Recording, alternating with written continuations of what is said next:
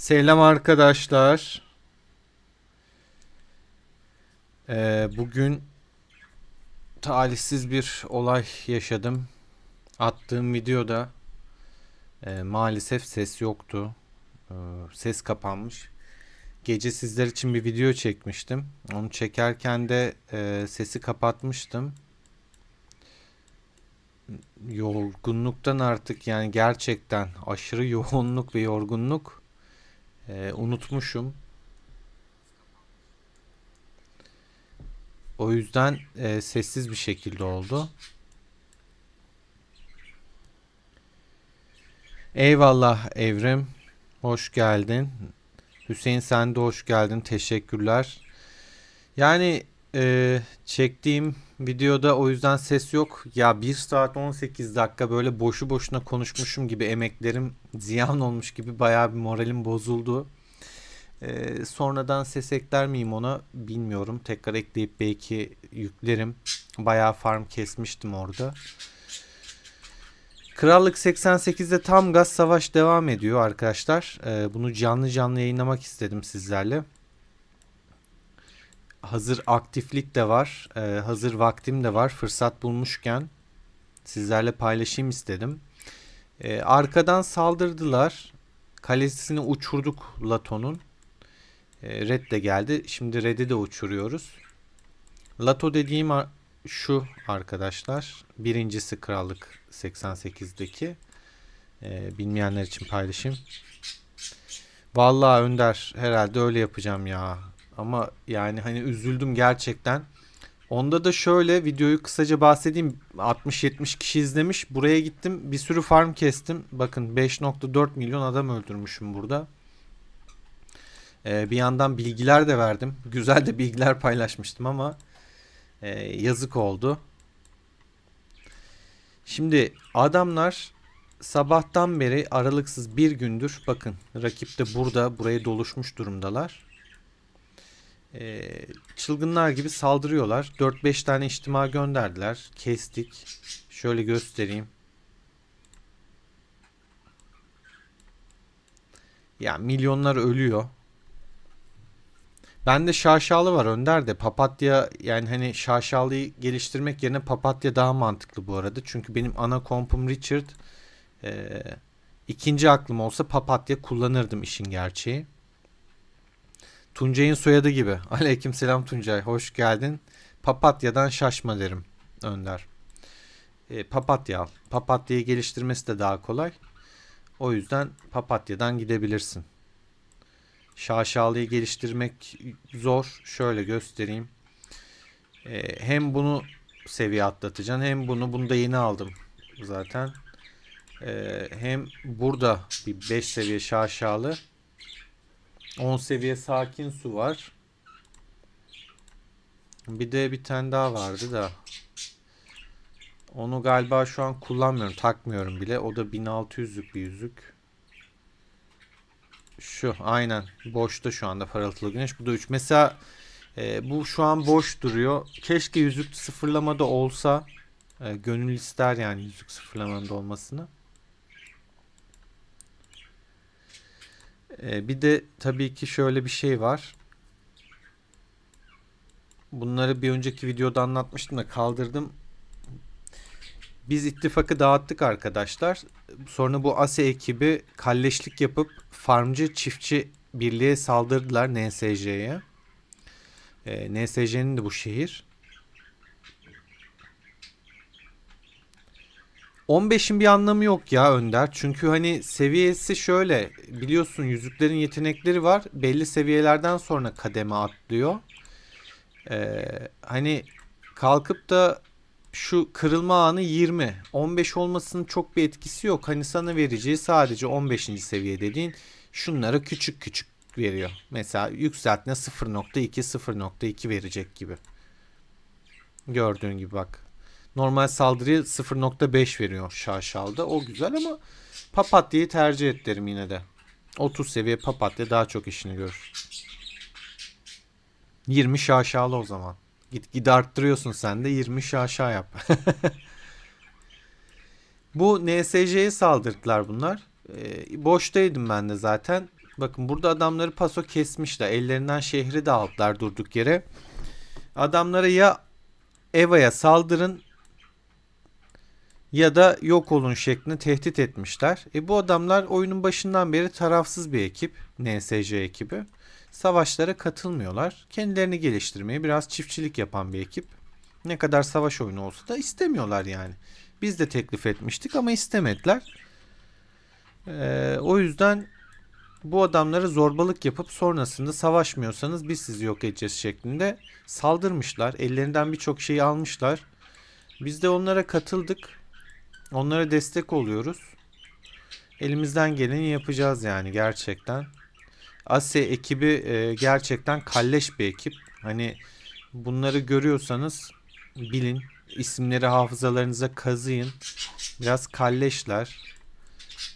İnsanları sömürüyorlar gerçekten. Olan bana falan olmuyor. Benim gibi insanlara olmuyor. Ben yine veriyorum, yatırımımı yapıyorum. Askerimi de iyileştiriyorum, şey de yapıyorum ama free to pay'ciler yani bu krallıkta ölüp gidiyor. Ona üzülüyorum. Emekleri çöp oluyor, gidiyor.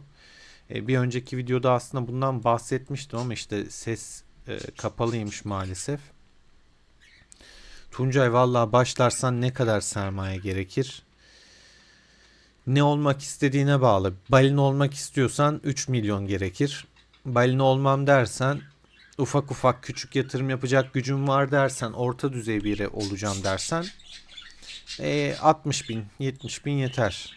Yani yok hiç ben free oynayacağım dersen küçük küçük rakamlarla 2000 liralık paketlerle falan zamanla gelişirsin. Sonuçta bu bir zaman oyunu. Halledersin. 20 şaşal yapsan daha iyi o zaman Önder. Oo kral hoş geldin Muhammed.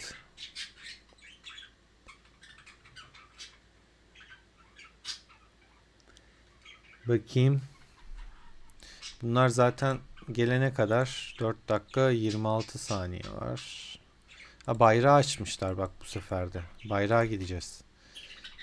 Bölmeye de çalışıyor herifler. Şimdilik orduyu geri çekeyim. Şöyle Muhammed'in sorusuna bakayım. Miyamoto, Tribhuvan, Yodit güçlü. Lubuguan, Atilla, Ramsesçar, Theodor okçu kompları için yüzük önerir misin? Ya şimdi burada 9 tane kahraman var. Her birine tek tek yüzük önermek zor. Ama şöyle söyleyeyim. Bunlar bayağı inceleyip sık dokumak lazım. Çünkü bir tanesini kullandığınızda biliyorsunuz diğerine veremiyorsunuz. Hani her yüzükten bir tane alma şansınız var. Sende Mulan olmadığı için Şaşalı'yı Lubu'ya koyabilirsin. Atilla'ya sakin su koyabilirsin. Şöyle açalım da. Onu savaşta şu an çok odaklanamayabilirim ya. Sorun da yanlış yanıtlamayayım ama. Bir yandan çünkü haritayı kolaçan etmem lazım. Şuraya bir bakayım adamlar geldi mi? Tırt bir ekip gelmiş yani dikkat dağıtmak için birazcık. Şu an bunlar yeter. Şöyle açalım yüzükleri.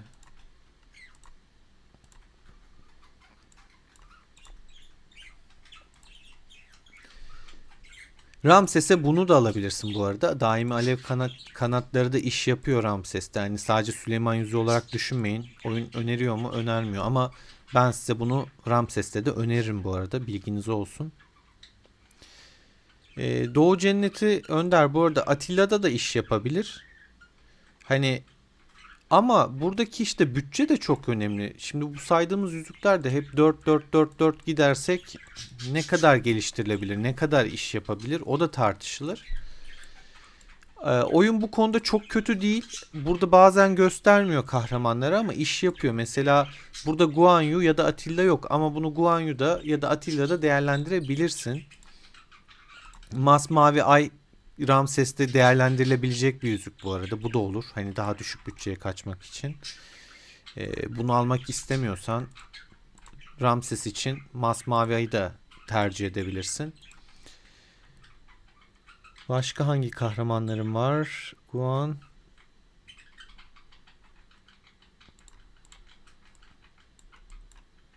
Bu göğe giden şövalyeyi de kullanabilirsin şeyde. Senin kompunda düzeltiyorum. Senin kılıç kompunda şey yok. Konstantin yok. Ama yine de bunu kullanabilirsin bu arada. Tripuvane'ye ekleyebilirsin istersen. Ama ben bunlara girersem şimdi savaşı çok kaçırırım. Bu yayında çok fazla detaya giremeyeceğim. Bu hakaret ediyor bir yandan da. Beni de tehdit etmişti bu arada bu arkadaşlar. Krallığın birincisi. Sıfırlama konusunda.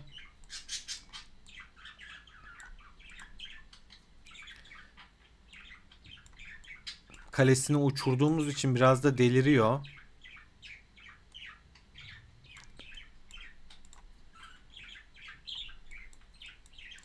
Normalde bu kadar hakaret etmez arkadaşlar. Bu kişi yani şu an hesabını bu arkadaş bu kişiye vermiş hesabını.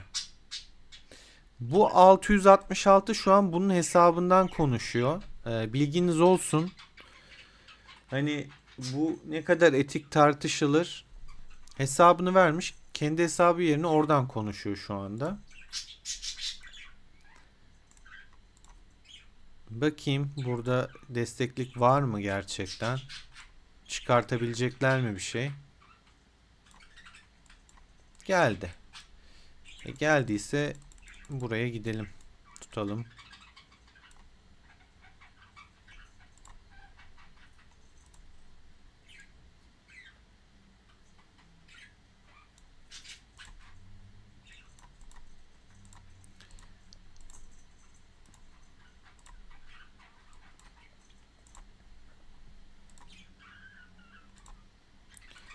Şöyle göstereyim arkadaşlar. Tam bir kıyım gerçekleşmiş.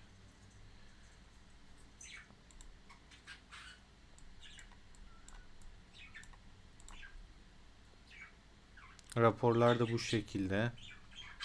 Neyse şuna bir bakalım. Şuradan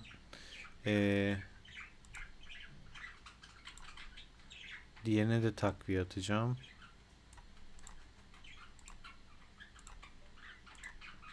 Arkadaşlar yaklaşık bir haftadır falan böyle sabaha kadar savaşıyorum. O yüzden bayağı yoğun, yorucu geçti. Kafa bazen gidiyor. Parıltılı güneş bu arada evet Miyamoto'ya olur. Bendeki o boşta duran yüzük parıltılı güneş mesela. O Miyamoto'ya gidiyor bu arada. Muhammed onu kullanabilirsin. Önder'e de teşekkür ederim. Tek tek incelemiş. Ben burada şu an çok bakamıyorum.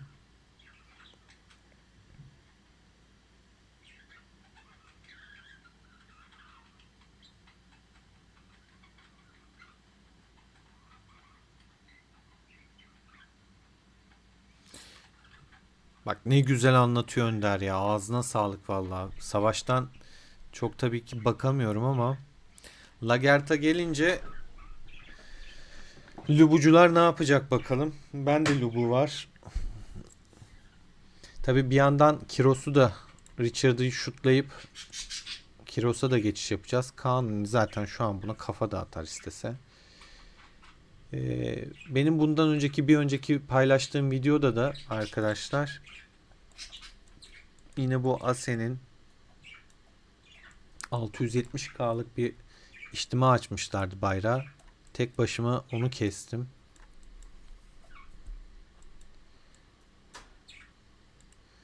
Kaç saat önce Allah bilir. Bakayım. O kadar çok kapışma var ki sırf savaş raporuyla dolu.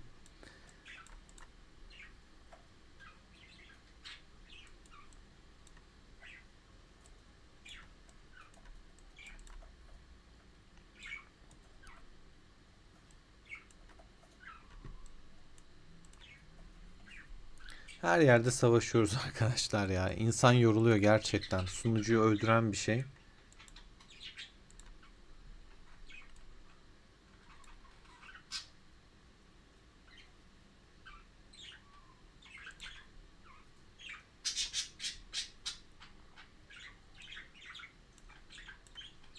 Boş boş tehdit ediyor. Normalde bu adam bu kadar tehditle uğraşmaz.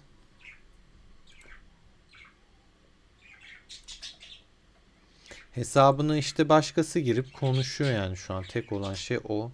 İşin gerçeği. Askerimizi de yenileyelim. 50 milyonu kaç kere geçtim Allah bilir. Tekrar böyle düşüyor. Çılgın gibi asker kaybettiğim için gücümüzü bir türlü koruyamıyoruz. Bir sonraki içerikte de arkadaşlar size Kanuni'nin kalesini tanıtacağım. 110 milyon güçte şu anda. Onun kalesinde neler var? Nasıl? İçi nasıl? Bir Türk balinanın kalesini tanıtmış olacağım sizlere. Bizim krallığın şu anki en güçlü Türk oyuncusu Kanuni arkadaşlar. Zaten birinci ile arasında çok fark yok. Üçüncüye attıkları fark bu. 2 kat neredeyse fark atmış durumdalar. Şu an toplu olarak NJS'ye de geçtiğimizdeki son durum şu şekilde arkadaşlar. İki ittifakta 3 milyar güçte. Erdemler de şöyle bayağı bir fark var bunlarda.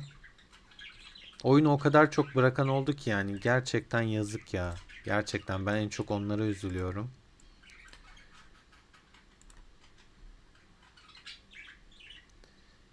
Arkadaşlar da benimle aynı fikri paylaşıyor gördüğünüz gibi. Bu hesaptaki Lato değil yani. Böyle konuşmuyor çünkü.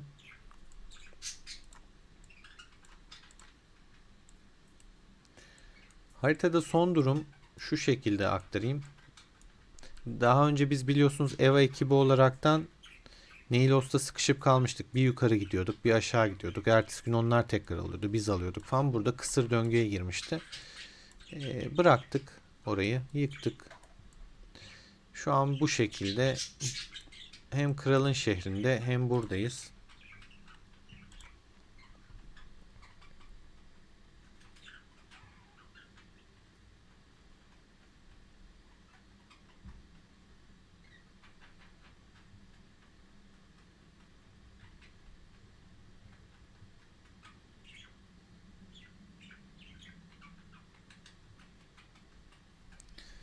Darth Vader hoş geldin. Evet, Kiros'u ben de istiyorum ya. Kiros yani ne kadar güçlendirecek kompu bilmiyorum ama test server'da denerim onu.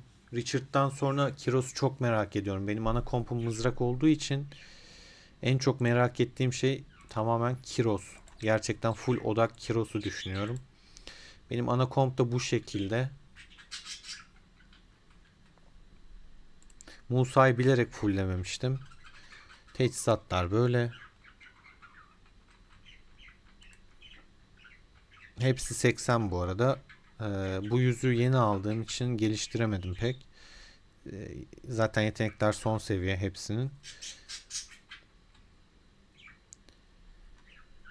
Musa'yı da işte bir çark sonra ya da iki çark sonra belki fulllerim. Şu anda da yapabilirim de yapmak istemiyorum. Çark gelecek çünkü bu sefer sonrasında çarkta boş boş takılıyorum. Mesela Shard'a da 200'de bıraktım. Zaten çark videolarını mümkün olduğunca sizlerle paylaşmaya çalışıyorum. Hani erkenden bitirince elime işin gerçeği bir şey geçmiyor. Ha, tabii ki güçlenecek 10 milyonu da geçecek bu sefer. Hani şu an mesela gücü 10.44. Ama yani sonraki çarklarda bu sefer boş boş takılıyorum ve sıkılıyorum. O yüzden işin gerçeği ilerlemiyorum. Biraz ağırdan almak istiyorum. Benim de ana komp bu.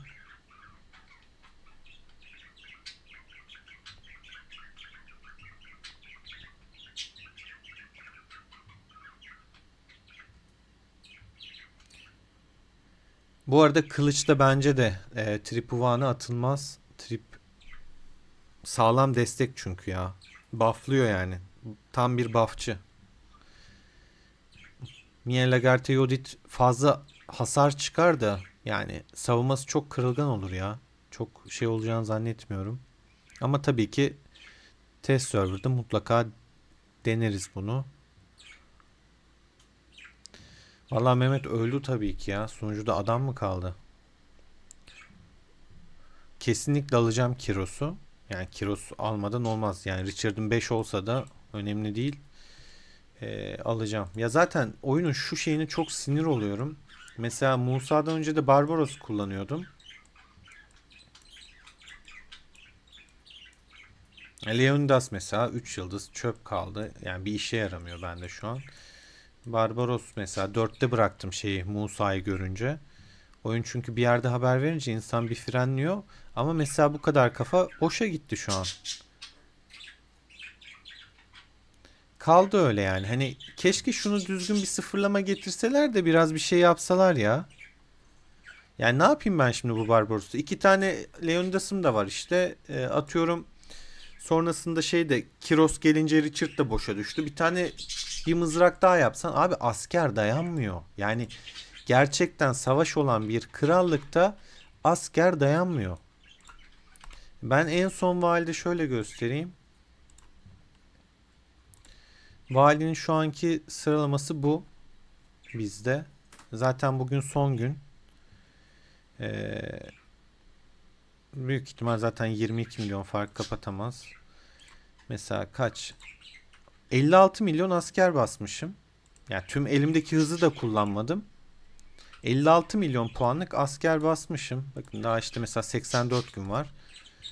Ee, Eridi gitti. İki tane mızrak kompunu çıkartmak ana savaşta çok zor. Yani yetmez arkadaşlar. Gerçek bir savaşta eriyip gidiyor. Onu basmak çok zor. O yüzden iki kompo yenilemiyorsun. Oyunun bir şeyler yapması lazım. Bu yıldızların iadesinin olması lazım. Çöp olup gidiyor yoksa karakter. Verdiğin emek de çöp oluyor. Paranız da çöp oluyor. Kimse bundan memnun değil. Herkes şikayetçi. Buradan oyun yönetimine sesleniyorum. Bu videoyu da zaten oyunun da yayıncısıyım. Onları da paylaşacağım. Ya şu yıldıza bir çözüm bulun artık. Gerçekten. O Alican hoş geldin. Kulko. Valla bıraktığın gibi savaş devam. Keşke olsaydın, katılsaydın. Eski savaşçılardan Kulko'da arkadaşlar bu arada. Bak mesela oyunu o da bıraktı. Şöyle göstereyim. Erdem'den daha kolay bulunur. Arkadan inşallah kuş sesi çok gelmiyordur size. Kulko. Bıraktı gitti arkadaşlar.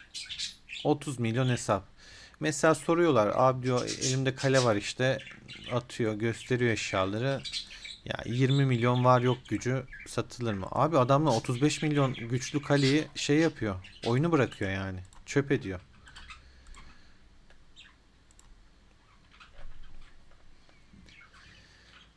Burak hoş geldin. Göç hakkında düşüncem ne? Bunu hani daha önceki videolarda ben paylaştım. Bütün yayıncı arkadaşlar bilmiyorum artık izlenmek için mi neden yaptılar? Göç geliyor, göç geliyor işte göçün kesin tarihi belli oldu, şöyleydi, böyleydi. Abi dedim göç möç yok. Ya daha oyun yarı yılını yeni kutladı. Yarı yıl ya, yarı yıl. Çok yeni bir oyun bu. Taze bir oyun. Göç için o kadar çok şey lazım ki hani kural, kıstas, yani onun içeriğini o kadar detaylı yapmaları lazım ki adaletli olsun, işte kafasına göre geçmesin. Ben mesela daha önce söylediğim gibi bazı krallıklarda açılır, bazılarında şöyle göstereyim. Mesela bu adam her krallığa giriş yapamaz. Fazla güçlü. Bunun giriş yapabileceği belli krallıklar olmalı. Yani kıstas getirmeliler. Ayrıca mesela atıyorum parşömen gelecek diyelim. Çünkü göç de öyle kafanıza göre olmayacak. Mesela atıyorum şöyle parşömen gelecek. O parşömende de bir 100 milyonluk hesabın verecek isteyeceği parşömen mesela atıyorum 25 tane ise 10 milyonluk hesaptan 5 tane isteyecek. Çeşitli böyle kriterler sağlamaları gerekiyor. Arka planda iyi düşünmeleri gerekiyor. Yoksa ortalık çok karışır. Kan gölüne döner. Düşünsenize tek bir serverda bütün 500'ler, 600 milyonlar, işte 200 milyonlar toplandı. Batırırlar krallığı. Ayrıca göçe geçtin kralla belli bir süre oradan ayrılmaması gerekecek. Yani kafasına göre böyle oradan oraya zıpladım yapamazlar. Birçok kriter geleceği için bunun biraz zamanı olacaktır diye düşünüyorum. Yani öyle hemen pat diye göç gelmez. Bence yine yani Mayıs'ta da ben beklemiyorum işin gerçeği. Öyle diyebilirim size yani bu ayda gelmeyecektir.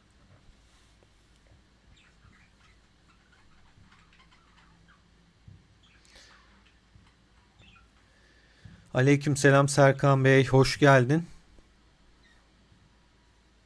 Valla Mehmet aynen ya. Oyun acayip saçma ya. 5 yıldız kahramanı kenara attırıyor işte. O benim canımı sıkıyor. Mesela Süleyman aslında çok güçlüymüş. Ben bunu Pioneer'da test ettim.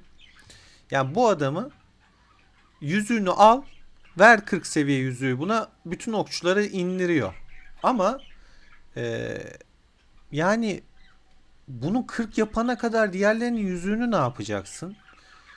50 yaparsan zaten şov. Yani Ramses'i falan rahat kesiyor Süleyman, öyle söyleyeyim. 30-40k da artıyor. Ama işte ne yapacaksın? Sonra ne yapacaksın? Buna bastın, bütün yatırımını buna yaptın. Ha bir tane sağlam komp yapayım dedin. Sonra geldi Lubulu adam seni tık diye kritikle indirecek aşağı. Yani garip ya gerçekten. Bazı konularda oyun beni şaşırtıyor. Bazı şeyler daha işte düşünülmemiş. Yaşadıkça görüyorlar. Ama şu acil yıldızların iadesinin gelmesi lazım.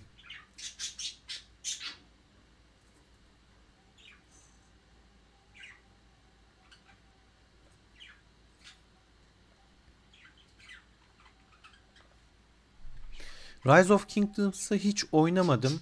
Ben zamanında Lords Mobile oynadım. Lords Mobile'da da bayağı emek verdim. Ya hatta ben ondan önce de Good Game Empire diye bir oyun vardı mesela. Onu oynadım. Çok fazla bu tarz oyunlar oynadım. İşin gerçeği strateji konusunda çok severim. Sadece tek sıkıntısı aşırı zaman alıyor. Bir de hırs yaptın mı yandın ya. Gerçekten yandın işte o zaman. Şu bayrak bitince bu arada arkadaşlar hedefler belli zaten. Şurayı alacağız. Onu da bekliyoruz. Şu bayrağın acil bitmesi lazım. Bir yandan farm da yapayım.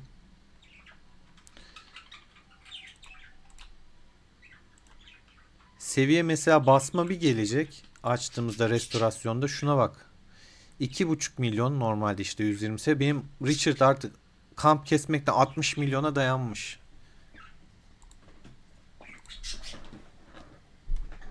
Lords Mobile'da mesela birçok kriter var.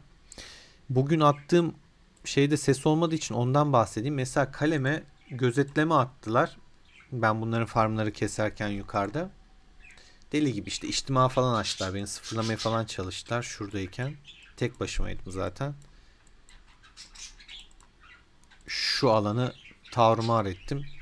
Şöyle duruyordum. Bak bir arkadaş yine gitmiş bunlara rahatsızlık vermek için. Oğuz'a selam olsun buradan. Ee, mesela şeyde Lords Mobile'da şöyle düşünün. Nasıl saldırı buff'ı, savunma buff'ı basıyorsunuz? Anti skat şeyi var yine. Basıyorsunuz, kaleniz gözetlenemiyor. 1 saat boyunca gözetlemeye kapanıyor. Yani bu oyunu daha geliştireceği birçok şey var aslında. Ee, bana dem canlı yayındayız. Hani daha şey de anlatayım. Mesela buraya bir içtima açtın. Şuradan şuraya gitmesi ordunun atıyorum 5 dakika sürüyor. Yürüyüşü var ya biliyorsunuz gerçek zamanlı. Yine Lords Mobile'da mesela şuradan hızlandırma olarak düşünün bunu. İşte bu içtima hızlandırma, bu normal orduyu seferberlik ordusu hızlandırma. Basıyorsun %10 hızlandırıyor. 5 dakikadan sana süre düşüyor. Hop bir daha düşüyor. Ha bunu getirirler mi bilmiyorum. Getirirlerse ne olur? Para basanlar daha çok basar. Neden? Adamı abi sıfırlayacaksın. Uyanmasın diye bekliyorsun işte. Burada kasıyorsun. Dakikalarla yarışıyorsun. Kaleyi hop bir anda adamın dibinde bitirebiliyorsun ordunu. Burada tın tın tın böyle 10 saniyede yürümeyecek. Pıt diye vuracak gidecek. Bunları yapabilirler. Buna gelebilir. Elon Dark'a katılıyorum. Yani daha yarı yılını yeni kutlayan bir oyun. Çok da üstüne gitmemek lazım. Hani burada şeyi koruduğum için değil. Benim de istediğim birçok şey var ama daha yarı yılına 6 aylık bir oyun. Çok taze bir oyun. Görkem hoş geldin. Oynamaya değer bence. Eğer strateji oyununu seviyorsan kesinlikle değer. Hoşuna gidecek bir oyun.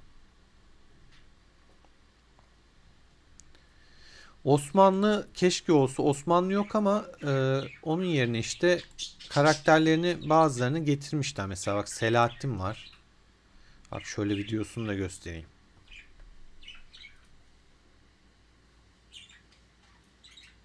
Ey yavrum eve. Ya animasyonlarını falan aslında biraz özenmişler. Güzel şeyler var. Ama zamana ihtiyacı var.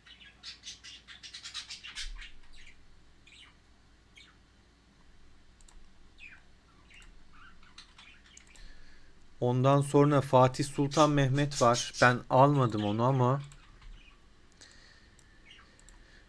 Kanuni Sultan Süleyman var. Madem bilmiyorsun sana şeyini göstereyim videosunu. Çok da heybetli bir abimiz.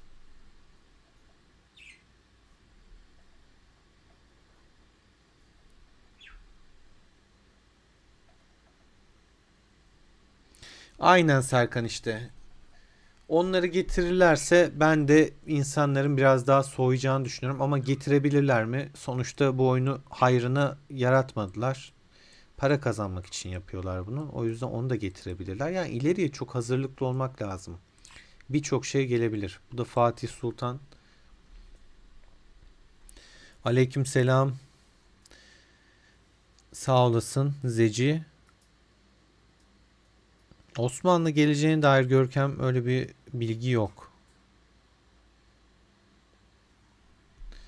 Oyun yönetiminden öyle bir açıklama falan yok.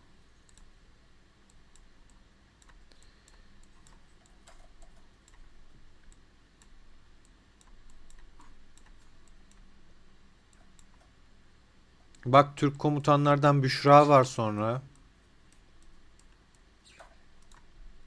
Tabii ki şaka yapıyorum. Türk Osmanlı falan değil. Bir şey değil. O Slav hoş geldin. Lato dondurmacı satmaya devam. Bir de hesabını da başkalarına oradan küfürler yiyoruz. Aslında report etmek lazım bak onu. Bizden bir tanesine içtima açmış Malit. Bakalım. Ya içimizdeki şeye içtima açmış. Fake içtima. 2 kale var zaten. Böyle duruyor geçen de bu Malit. Kale sıfırlıyoruz bir gece yarısı sabaha karşı. Kaleleri desteklemeye 2 kişi geldiler işte arkadaşlar. Malit'te yanında bir tane daha biri var işte hatırlamıyorum adını. Ondan sonra bir bunu açtım, bir de o geleni açtım. Bir de o sıfırlayacağımıza da açtım. Üçünü aynı anda açtım. Bizim içtima kaptanı da benim arkadaşlar. Saldırıları şey yapan. Sabaha kadar ayaktayım anasını satayım. Beklemiyordu fake sandı. Kalesine bir vurduk bir daha gelmez oldu. Nereye gittin Malit? İzliyor musun? İçtimaları fake zannediyor da bende fake make yok. Patlattık kalesini valla. Raporu saklasaydım gösterirdim. Ya Görkem bu oyun tuttu vallahi işin gerçeği. Bunların kazandığı parayı var ya kimse kazanmıyordur ya. Öyle böyle değil. Çok ciddi paralar dönüyor. Yani şu kale 110 milyon güce ulaşmak için 5 yıldızlı Arthur için zaten nereden baksan 3,5 milyon gömmüştür. Şu 62 milyonluk bir Arthur yok ama rahat bu da 1 milyon gömmüştür. Çok rahat gömmüştür hem de. Ya da şu adam bu bayağı abartı. Taşları da çünkü kırmızının artık 3. seviyesi falan böyle en üst seviyelere çıkmış. Rahat bu 1,5 milyon dolar gömmüştür. Hatta 2 milyon dolar bile gömmüş olabilir. Çok rahat. Mesela onun dondurma fabrikası varmış.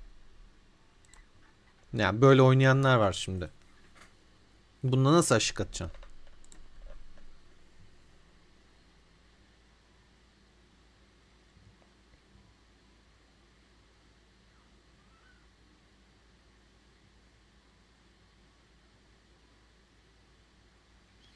Zamanla oturur bunun da düzeni yani. Dediğim gibi daha 6 aylık bir oyun.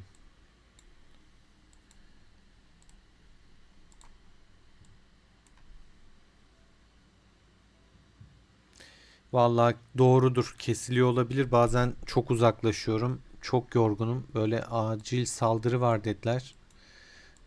Arabayı eve sürdüm geldim açtım. Ya dedim bari bunu açmışken bugünkü videodan sonra da canlı olsun dedim. Normalde biliyorsunuz çok canlı açamıyorum. Vaktim de olmuyor.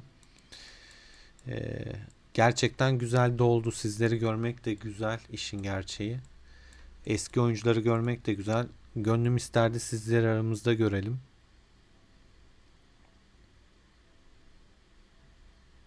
Görkem yaparsın, yapamayacak bir şey yok ya. Zaman ayırman lazım ama. Gerçek zamanın olduğu için zaten belli bir yerden sonra da şey duruyor. Ayıracağın zaman da azalıyor. Mesela benim bina kalmadı neredeyse. Hepsi 30. 30'un üstüne daha çıkamıyorum. Yani hani bak mesela 30 30 30. Bir tek işte farm yerlerinde 30'un altında olanlar var. Onları da hep şeyden dolayı saklıyordum. Oynayanlar bilir. İttifak Görkemi diye etkinlik vardı. Malum gelir diye insan bir şeyleri ayırmak gerekiyor ama getirmediler bir daha. Zaten gelmesin. Belli bir aydan sonra gelişenler için ittifak görkemini ne kasacaksın abi sen? Araştırmanı fulllemişsin. E, burada yapmışsın, inşaatını da fulllemişsin. Binalarda geliştirecek bir şey yok. Ne kasacaksın yani? Nasıl puan alacaksın da parşömen kazanacaksın? Haksızlık olur.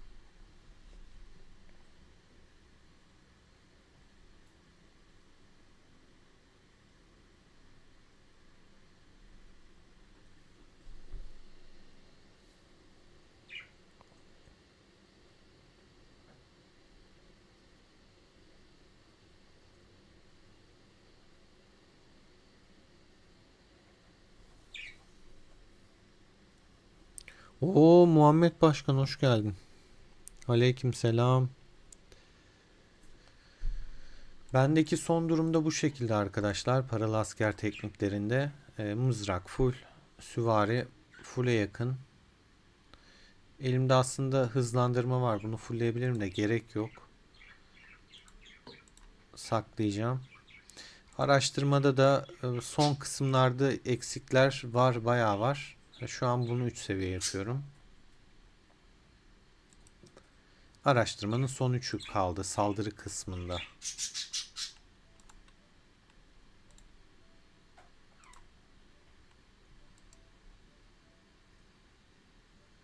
İkinci aşama için şey olacak işte. Şurası 70 puan ulaşacak. Ben de mesela 52. Şurayı fullleyince 70 olacak. O zaman ikinci aşama açılıyor. Fakat ikinci aşamanın süreleri çok uzun. Yani atıyorum daha bir tane seviye basmak için 30 günde sen buna ya. Hadi yardımları düş. 28 günde. Yani bir tanesini basmak 28 gün. Burada üçüncü seviye şeyi basıyorsun. 19 gün mü neydi öyle bir şeydi. WhatsApp grubumuzda paylaşmıştık bunların kaç gün sürdüğünü. Şu an hatırlamıyorum.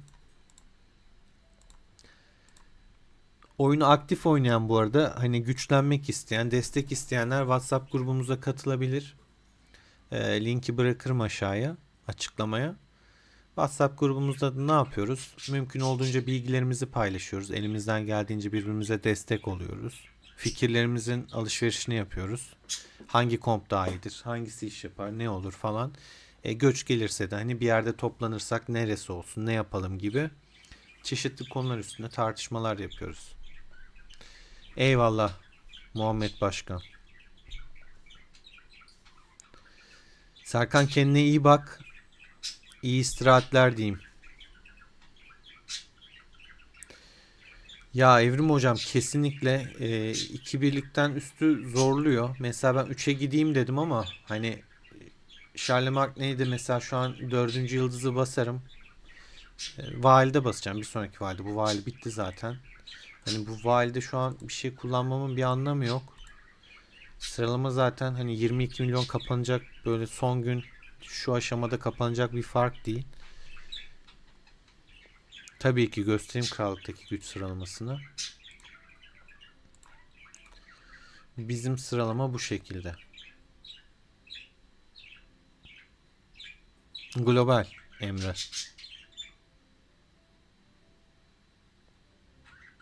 Görkem'in ben robot ve bot olduğundan şüphelenmeye başladım. Sanki hep aynı şeyleri yazıyor. Görkem botsan Rise of Kingdom'de. Kingston'de.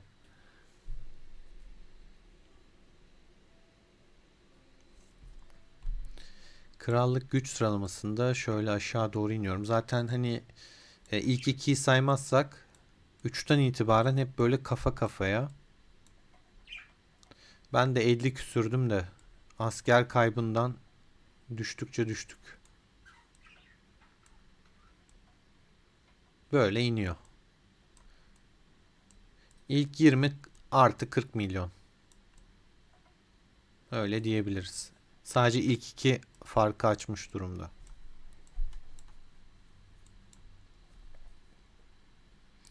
Erdem de bu şekilde yani. Hani ne kadar savaşçı bir krallık olduğunu şuradan görebilirsiniz. 60 milyon Erdem var. 35,5 milyon. Böyle iniyor. İlk 20 Erdem'e bakınca da 6,3 milyon diyebiliriz. 88 Emre burası.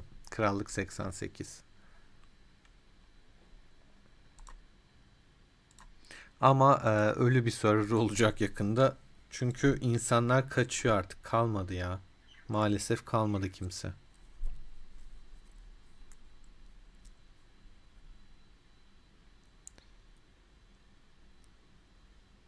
Göstereyim kompları. Ana kompum Richard kompu. Gücü görüyorsunuz zaten burada. Şöyle ekipmanlar. Vallahi Emre, göç için düşüncelerimi uzun uzun paylaştım. Birazdan zaten canlı yayını bitireceğim. Orada şey yaparsın. Dinleyebilirsin. Tekrardan uzun uzun anlatmayayım. Şöyle, hani sunucu olaraktan Slav, mutlaka gel bu arada kardeşim. Beraber savaşmayı özledim ya. Gerçekten özledim. Ee, Biz şu an için bir şey düşünmüyoruz. Krallık 88'i belki hani insanlar gelebilir. Bir karar vermedik şu anda. Çünkü göçün daha ne zaman geleceği belli değil. Ne olacak? Şartlar ne olacak? Ne gerektiriyor? Hiçbir şey belli değil. Belli olmayan bir şeyin üstüne konuşmak da çok doğru gelmedi. Şimdi bu da bu şekilde.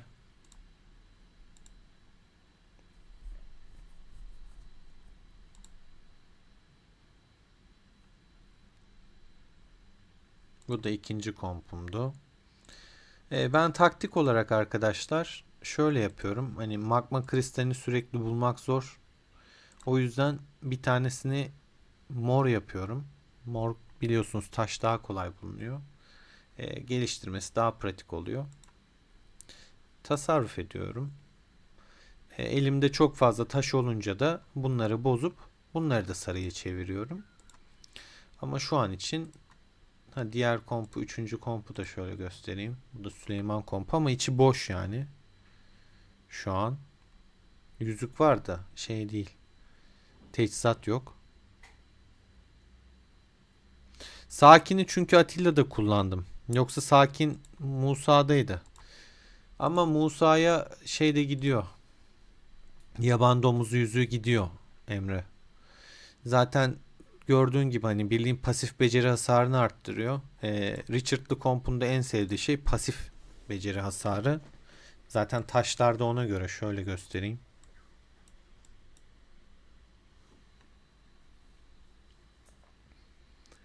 Lubu kompunu biraz daha sağlamlaştırmak için de sakin suyu Atilla'ya yapıştırdım. Biraz daha meydanda kalsın, kritiğini çıkartabiliyorsa çıkartsın diye.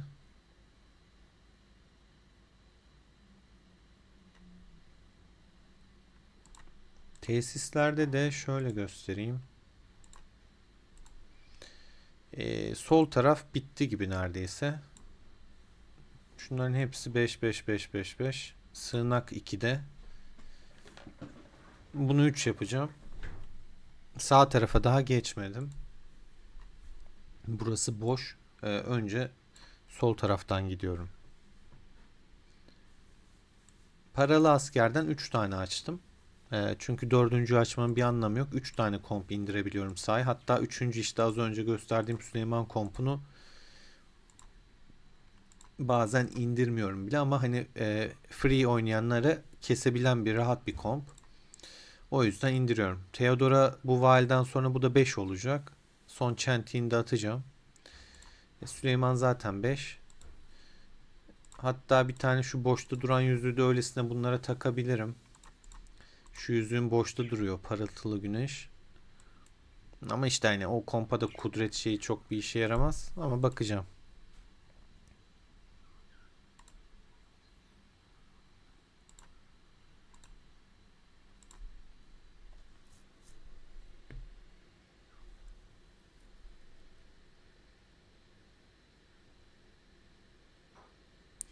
Kiros kesinlikle Emre. Kiros'u ben de istiyorum. Zaten geldiğinde direkt alıp beşleyeceğim bir karakter olacak. Slav, kendine iyi bak kardeşim. Acı Baba'ya da selamlarını iletirim.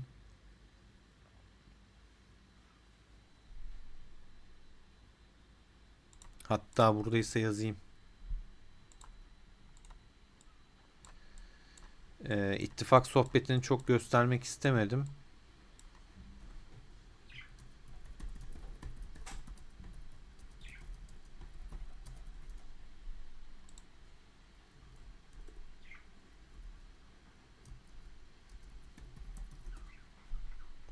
Abi Slav'ı adamlar yıldızlıyor ya.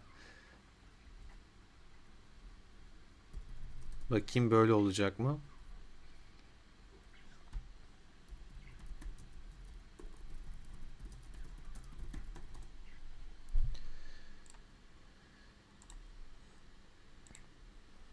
Çünkü bu Korelilerden de abonem olanlar var. Hangileri bilmiyorum. Takip ediyorlar. O yüzden sohbet kısmını biraz kapatıyorum. Krallık 23'ten bir aramızda izleyici var mı? Onlarla eşleştik. Onlar için kolay bir savaş olacak. Çünkü iç savaştayız. KVK'da savaşmayı düşünmüyoruz. Bak selamı kaptım Muhammed. Muhammed gittin ama arkanda neler bıraktın Muhammed. Slav bekliyoruz. Tekrardan aramıza bekliyoruz.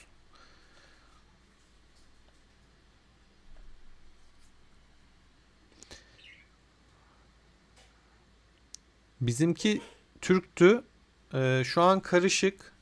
NSC'ye yardıma geldik dediğim gibi. Çiftçi ittifak vardı NSC. Yabancı bunlar. Şöyle göstereyim. Adamları yani bu ASE kadar kalleş bir ekip yok.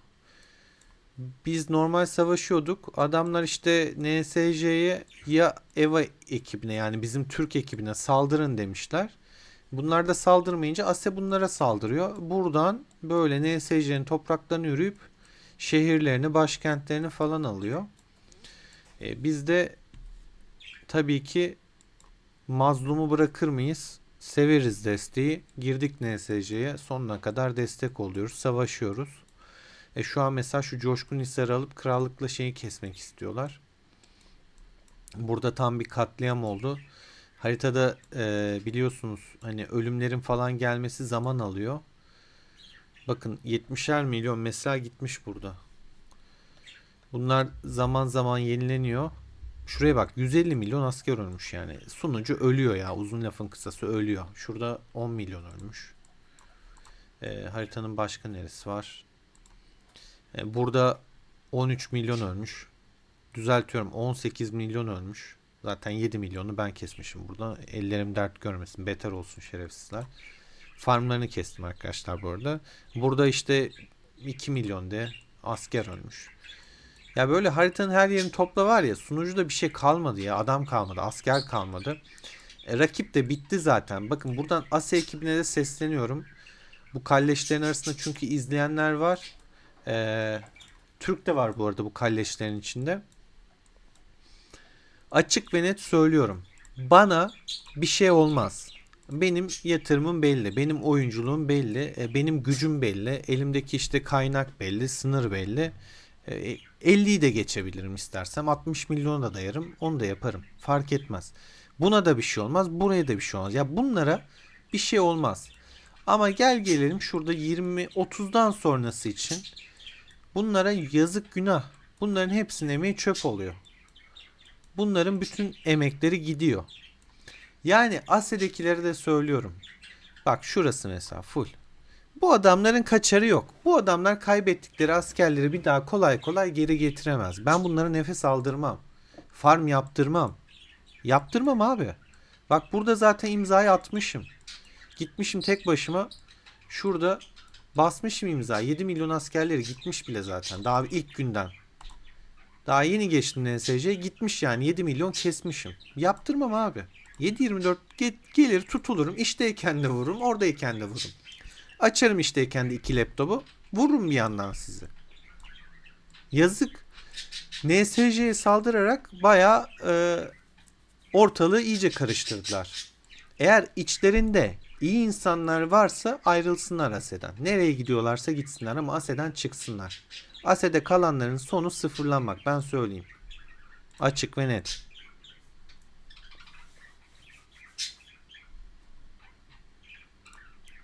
Yani sonları sıfırlanmak, başka bir şey değil. Bak adam çalışıyor şu an. Farm çalışıyor.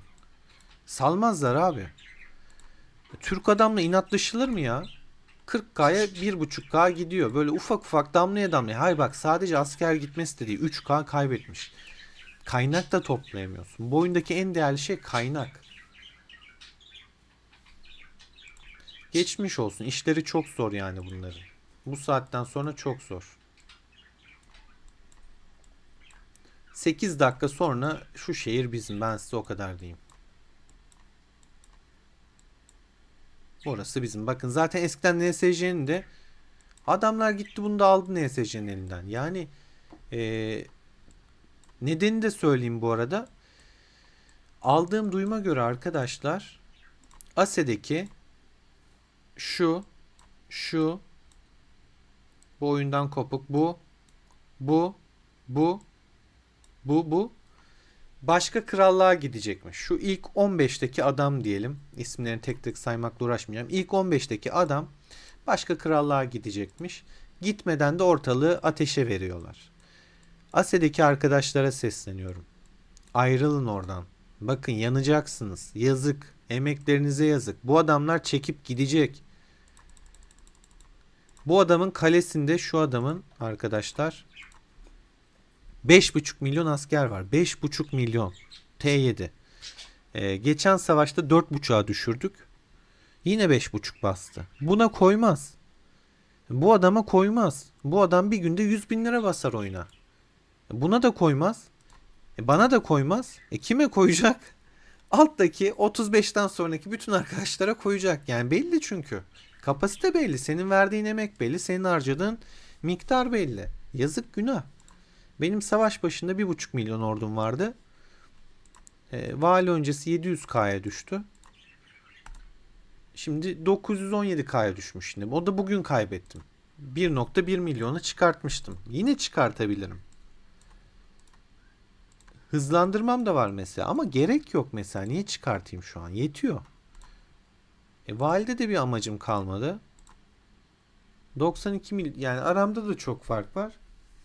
Bir amaç olmayınca şu an basmanın da bir anlamı yok. Ama ben buradaki kardeşlerime üzülüyorum.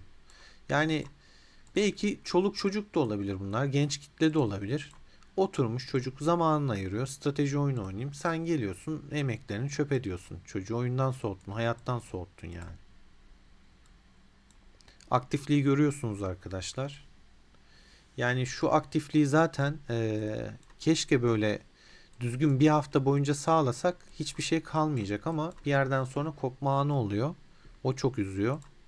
Her zaman bu kadar aktif yakalayamıyoruz maalesef. Bakayım kaç kişi var. 27 aktifiz. Umarım diğer krallıklarda işler sakindir. Hangi krallıkta tam bilmiyorum ama mesela Emre en son 40'ta demiş. Umarım 40'ta işler iyidir. Çünkü ne kadar sakinse o kadar rahat gelişirsin. O kadar rahat ilerlersin. O kadar rahat güçlenirsin. Göç geldiğinde de güzel bir yere kapak atarsın. Bizde mesela gelişim durmuş durumda. Gelişimi bırak oyunu bırakanlar oluyor işte. Çılgın gibi fon kasıyor şu an bizimkiler. Anlaşılan yine sabaha kadar uyumak yok. Sabaha kadar biz devam. Eski raporlardan şuradan göstereyim mesela. Bu adamın 1,4 milyon askeri vardı.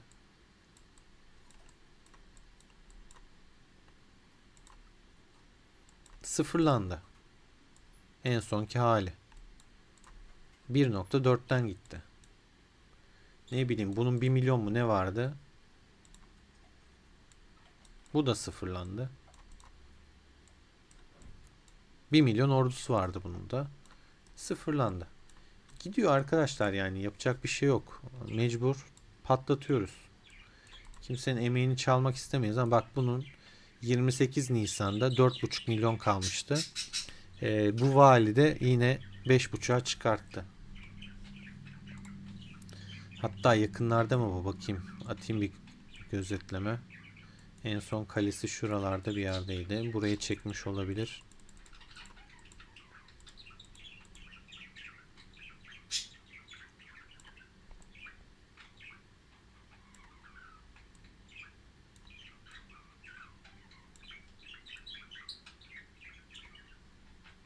Şu var ya, şu arkadaşlar, tam bir yılan, ortalığı karıştıran biri. Bütün savaş bundan dolayı çıktı. İzleyenler varsa buradan, savaşın sebebi burada. Bakın şu gördüğünüz ağlar. Ortalığı karıştırdı, arkadaşlarını sıfırlattı bize.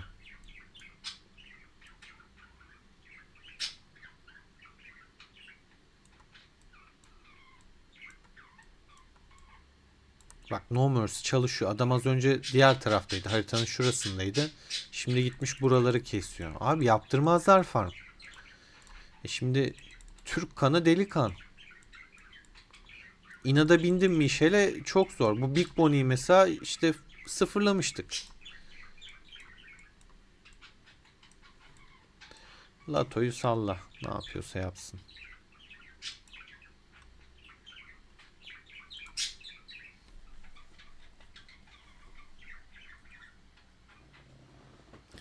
Ya Erol, var ya, hep aynı senaryo dönüyor. Yani bu Korelilerin kafası mı yok, anlamadım ki ben de. Yani niye böyle bir şey yapıyorlar? Konuşulmuyor da, bir de adamlarla sohbet de edemiyorsun. Kafaları basmıyor. Bir de oyunun çevirisi de kötü bu arada arkadaşlar.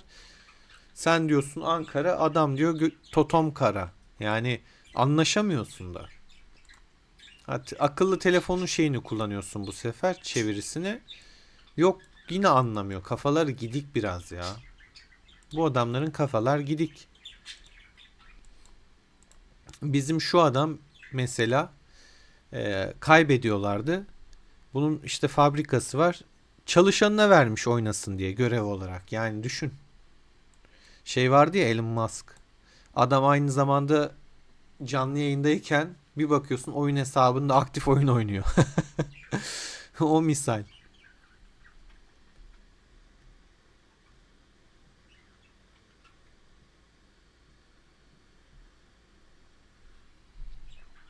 Emre, birçok kişi göç bekliyor valla.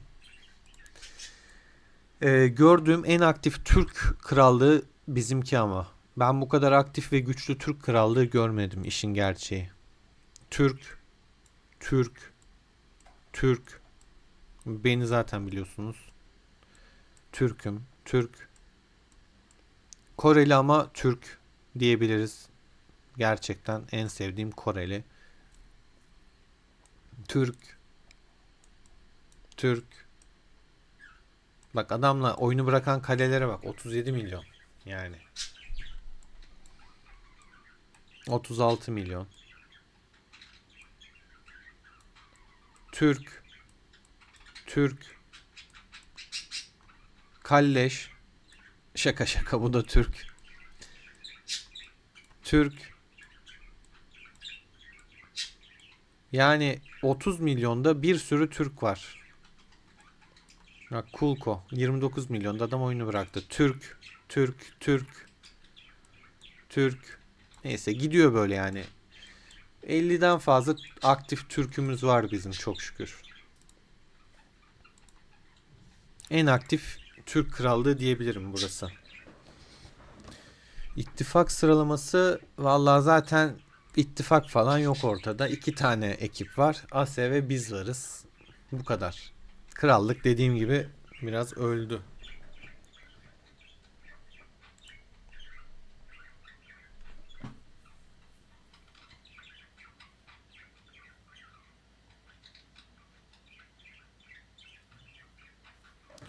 Vallahi 193 güzel olmuş ya. Şey mi bu 193 ya, Elon Dark? Bizim Atlas'ın olduğu sunucu mu? Atlas hani bir sunucuda başlamıştı. Sıfırdan hesap falan. Onlar açınca bu sefer bir sürü Türk akın etmişti. Orası mı o 193?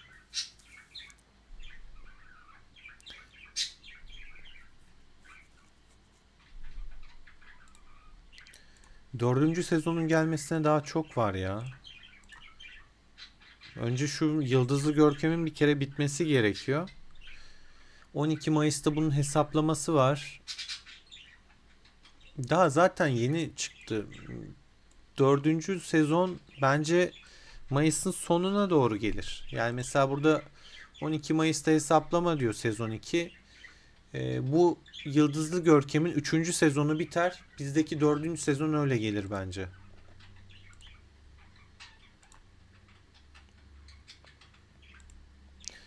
Sıralamada bu şekilde arkadaşlar burada. Taudo mesela ölü. Eskiden karışıktı. O adını gösterdiğim AAA Liza isimli şahıs Tao'yu bitirdi mesela. İttifakı yok ettirdi. Dağıttı. Gitti yok etti. Evet, bayrak bitti. Şimdi artık şehri alma zamanı.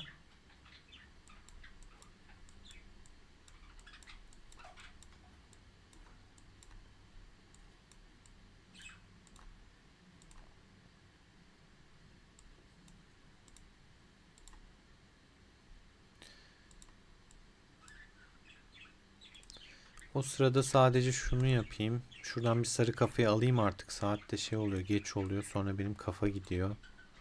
Yoruluyorum arkadaşlar. Ya neyse, şunları da ayarlardım da.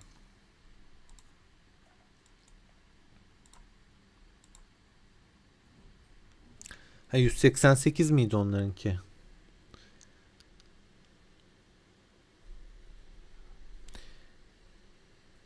En aktif server hiçbir fikrim yok ya, hangisi? Aynen, göç gelince zaten hani aktif kişiler hep bir yerlere toplanacağı için krallık sayısı da azalır. Ya, oyun için de iyi bu arada. Adamların bir sürü sunucu açıyor. Altyapıda bantlar, genişlikler falan, onları ayarlamak da gereksiz. Eskiden Metin 2 oynayan var mı bilmiyorum ama hani birçok server açmak boş iş. Server ölüyor zaten. Bunlar da paso krallık açtığı için, krallıkların açılışta devam ettiği için aktif oyuncu kalmıyor. İnsanlar oyunu bırakıyor bu sefer. Savaşacak biri yok, geliştirecek bir şey yok. Oyun için de kötü. Yani göçü çok erteleyemezler bu arada ama ben eee, Mayıs sonuna doğru bekliyorum. Yani Mayıs'ın sonu Haziran gibi falan ancak gelir. Mayıs'ta çok zor. Gelirse işte sonuna doğru gelir.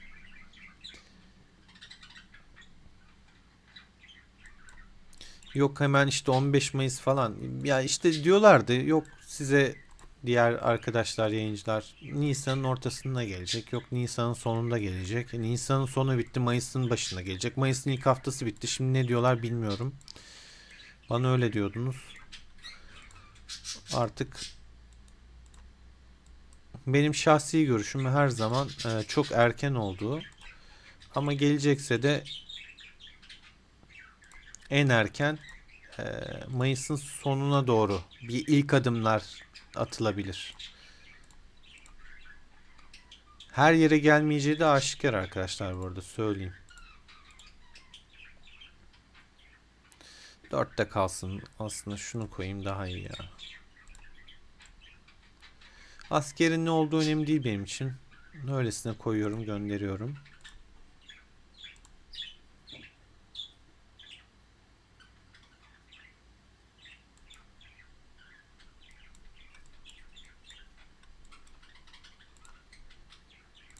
Ne konuştular?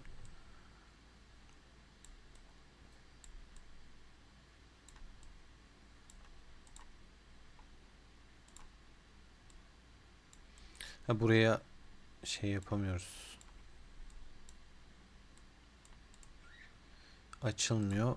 Hisar bağlantı olarak geçmiyor. Bu ancak şey olur. ne derler? Arkadan girmek gerekiyor yani, uzun lafın kısası arkadaşlar, öyle anlatayım. Bakın böyle yapar. Sebebi Hisar bir bağlantı yeri olarak sayılmaz. Buna girmek istiyorsan buradan arkadan dolaşıp gireceksin. Buraları yıka yıka gelmen lazım. Şu zaten şey alınca şehri buradan gidilebilir. Bakalım ya, bir şehri alalım da fonda önemli, bayağı kastık ama.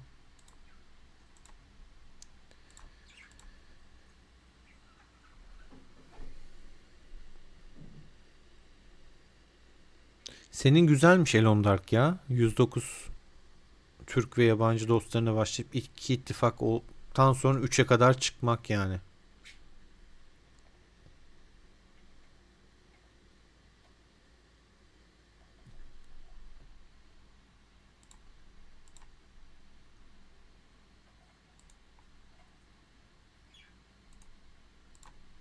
Bir yandan şunları keseyim.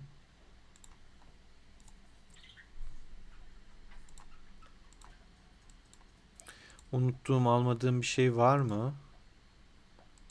Erdem mağazasını boşalttık. Şuraya bak ya.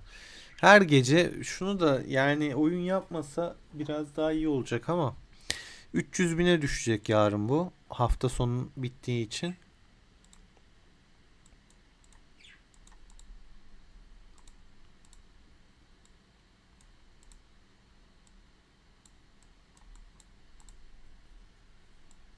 Harika'ya da katılamadım. İttifakı bozduk çünkü. Şuradan şey yapmadım galiba. Doruk Arenası kaldı sanırım. Bakayım. Aynen, bir kalmış.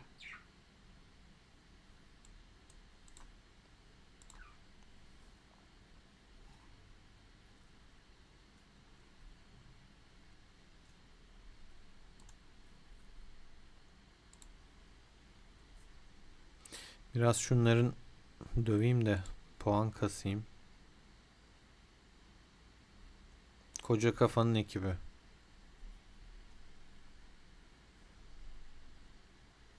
Bunlarla takılıyor.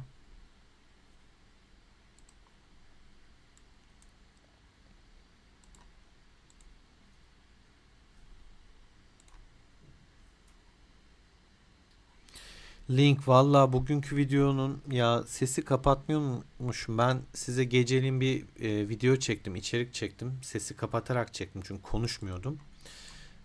Onu atmadım mesela. Çünkü o parti parti böyle part çektim. Kale sıfırlıyorduk.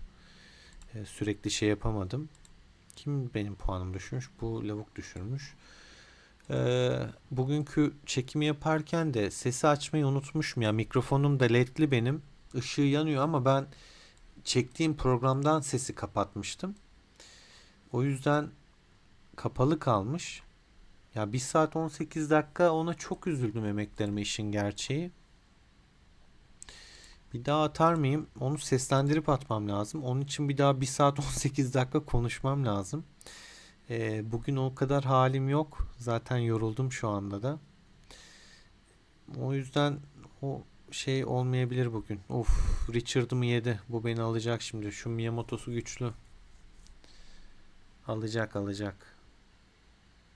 Lubu'ya Lubu kaldı. Aldım ama.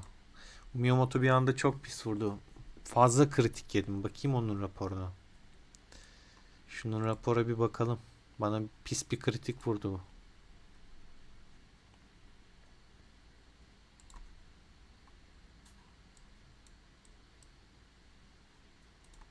Mızraklı, gerçi bunun karşılaştırmaya bakma gerek yok. Ama şöyle bakayım. Bu zaten hani RAM kompu şu şekilde benim için çöp arkadaşlar. RAM kompu. Şuraya Sezar koy. Arkaya RAM at.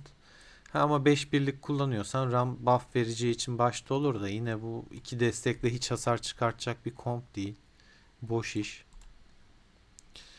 Bakayım, bu mu vurdu bana bir anda? 45k bundan yemişiz.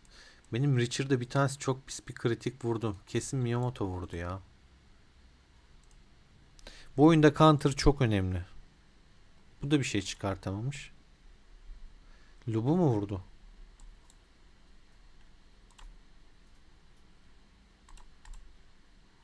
Lubu vurmuş. 50k vurmuş vicdansız. Kritik tutturdu.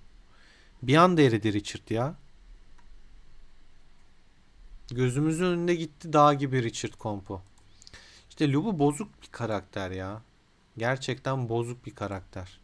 Ani hasarı çok fazla. Burst damage dediğimiz.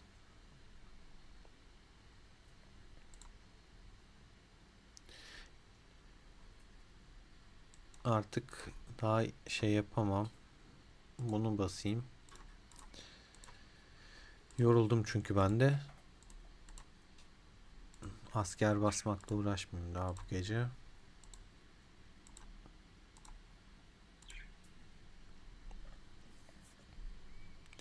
Ya Kiros ile ben de düzelmesini bekliyorum. Kiros ile işin gerçeği, Kiros'tan benim beklentim çok büyük arkadaşlar. Hani bence öyle bir şey yapacak ki mızraklı komp böyle paha biçilmez role bürünecek. Adamlar mesela Lubu'yu getirerek Mulan'ı bitirdiler ama Mulan hala mızraklı kompa bir burst damage çıkabiliyor. Ani hasar çıkartabiliyor. Ama Kiros geldiğinde onun da önüne geçeceğini düşünüyorum işin gerçeği. Mesela Mulan Counter'ı değil. Çapraz diyelim. İkisi de birbirine karşı bir üstünlüğü ya da şeyi yok. Ama ona rağmen Mulan aniden hasar çıkartırsa iş yaş oluyor. Bence onları falan çok etkileyecek. Ekipman demişken şu elimdekilerin bir kısmını bozayım. Lubu'yu yine basayım, geliştireyim. Mortage sat yapıyorum gün içinde arkadaşlar.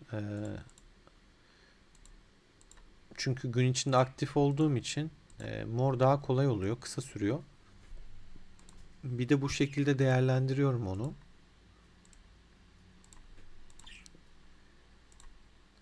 Şunu 70'leyeceğim.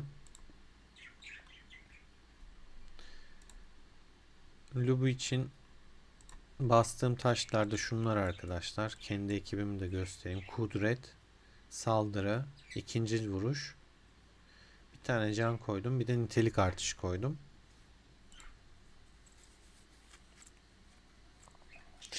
Aynen Link. Ben de aynı düşüncedeyim ya. Mızraklının Lubusu diye bekliyorum. Gerçekten o kafadayım. Tam olarak o düşüncedeyim ben de. Kiros'u öyle bir şey bekliyorum. Ya şu komp var ya, o zaman şunun uçması gerekiyor.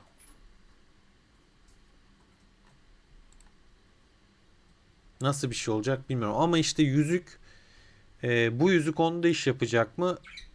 O da tartışılır. Çünkü yıkım habercisi pasif becerinin hasarını arttıran bir yüzük. Ya Kiros'un yeteneğine bakmadım. İncelemelerine de daha işin gerçeği bakmadım hiç. Pasif mi, aktif mi, becerisi yeteneğini bilmiyorum. Biliyor musunuz siz bu arada arkadaşlar? Ben bakmadım onun şeyine, yeteneğine. Bak şu an aklıma geldi. Dedim 4. sezonu daha çok var. Yetenekleri ne adamın? Pasif mi, aktif mi, sıralı mı? Nedir bunun becerisi? Bilen biri yazsın. Bak şu an onu çok merak ettim.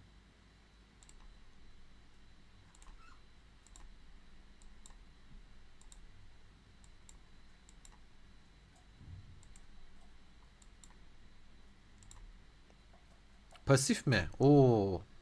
O zaman yıkım habercisi yüzüğü yine iş yapmaya devam edecek. Ekstradan bir yüzüğe de gerek kalmayacak.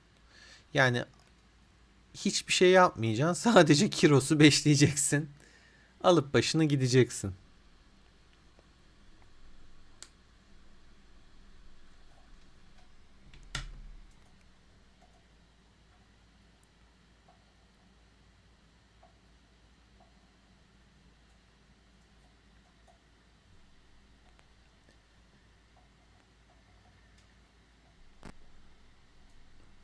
Evet, bir sakinlik sardı. Bizim gece uzun arkadaşlar. Sizin bu kadar vaktinizi almayacağım. 5 dakikaya şurayı alacağız zaten. Burada bizi karşılayabilecek bir orduları yok. Hatta şunu da ben bir içtima açayım. Kaç askeri var? En son 700k idi. Bakalım.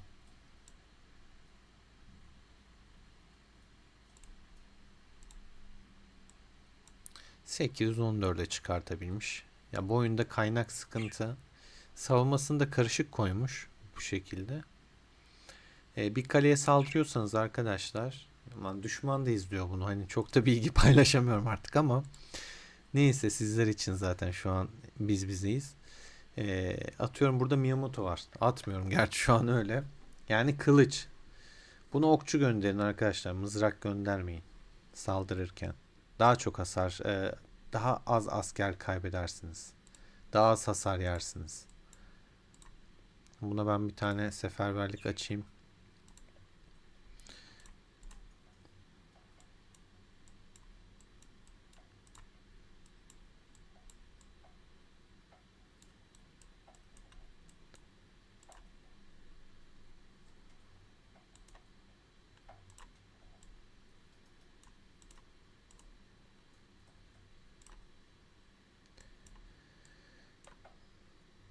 Haritadaki son durumlar ne?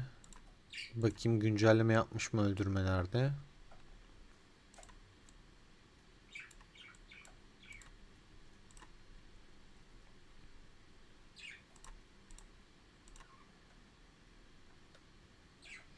Bir güncelleme yapmamış şu anda. Aynı. Bunlar buraya bayrak mı dikiyor?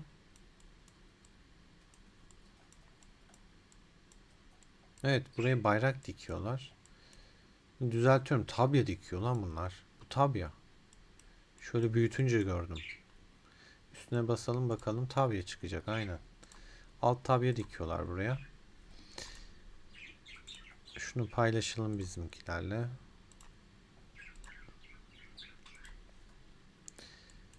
Buradan ne yapabilir bunlar? Tabyayla bağlantıyı kuracaklar.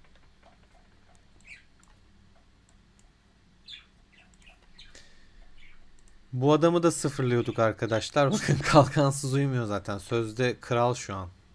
Krallık 88'in. Tam bir küfürbaz hain.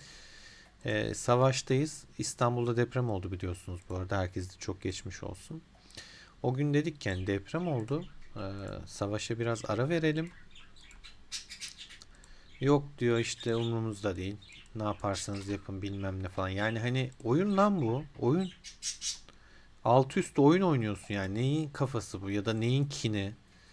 Bu kadar hani şey, baş düşman gibi ya da şey gibi, gavura şey yapar gibi. Ee, Neyse, sonrasında bu insanlık dışı hareketine zaten bazıları şey yaptı. Asya'dan tepkiler doğdu. İttifakta sonuçta insanlar var. Ayrıldılar klandan. Bıraktılar bu adamı. Ondan sonra mecbur bir süre ateşkes imzalamak zorunda kaldı.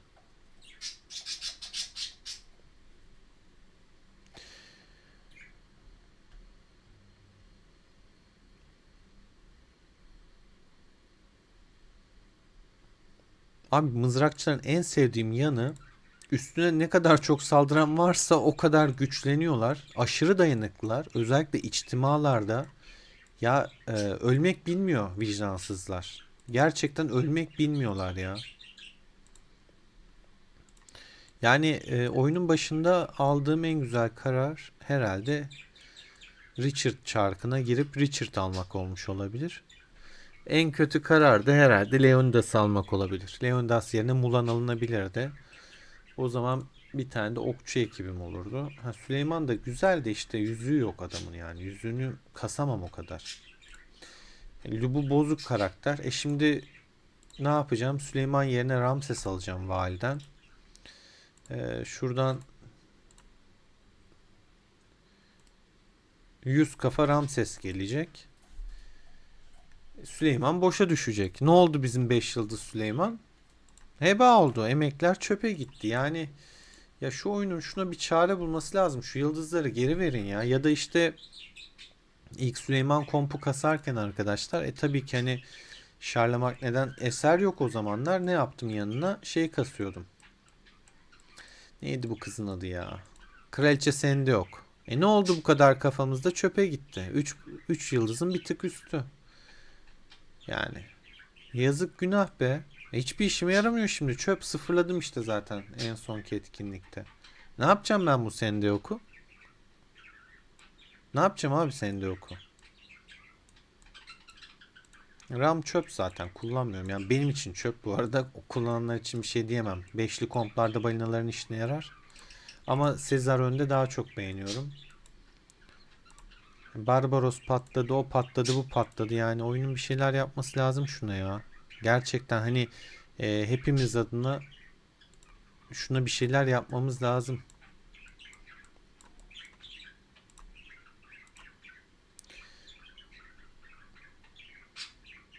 Bunu yoldayken dağıtacağım. 1.1 milyonla saldıramam. Yeterli sayıya ulaşmadı. Zaten topuk yapmış adam. Malit fake olmadığını artık anlıyor ufak ufak. Bak 469 kilometre ileride. Korkuyor benden. Fake açmadığımı biliyor. Açmam abi. Patlatırım. Öyle boş boş gelmeyecek. Desteğe geldiğinde alınca boyunun ölçüsünü bir şok oldu. Desteğe geldiğinde kaçmadı. Bekledi bekledi. Ordu yan yana yedik zaten, ikimizin kalesi. Bir vurunca şok oldu böyle. Hastanesini doldurmuştuk. İyi kaynak yemiştir o sırada.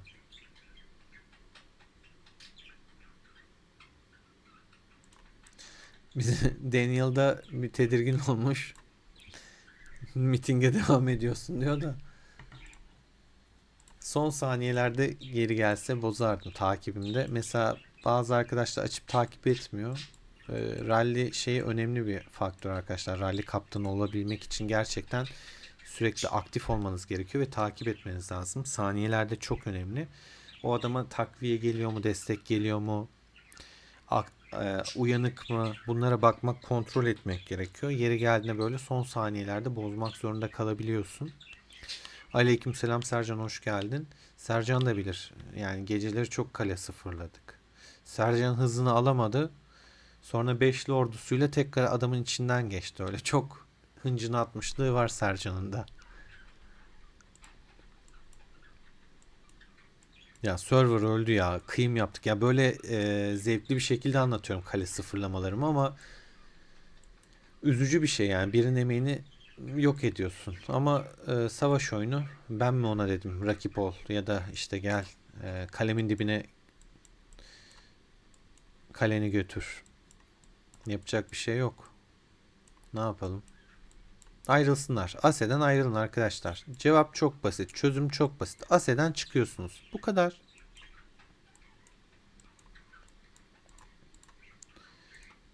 Bak bak, burada farmlar var biraz. Şu şehri falan alalım. Bayraktır bilmem nedir. Ben buraları bir ziyaret edeceğim arkadaşlar. Böyle boş beleşten farm yapmak olmaz. Attım ekmeğe, yattım, olmaz. Uyumayacaksınız. Şey vardı bizim film. Dağ filmi miydi? Uyursan ölürsün arkadaşım.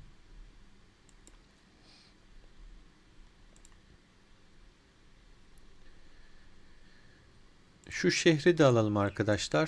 Sonrasında yayını sonlandıracağım. Yoruldum, biraz dinleneceğim. Sonrasında alacağım laptopumu karşıma. Ufak ufak farmlarını yiyeceğim. Herhalde sabaha kadar şurayı burası değil de şuradaki, zaten bir saat sonra falan bu düşecek. 15 milyonu çıkartırım. Burada rahat 2 milyon vardır şu an etrafta farmlayan. Bizim diğer çocuklar ne yapmış burada? Onlar da buralarda takılıyorlardı.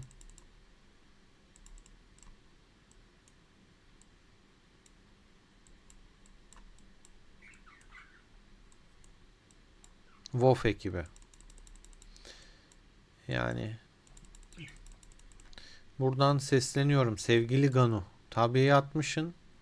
Bu şuraya bir bayrak falan dik, bir şey yap. Boş boş duruyor.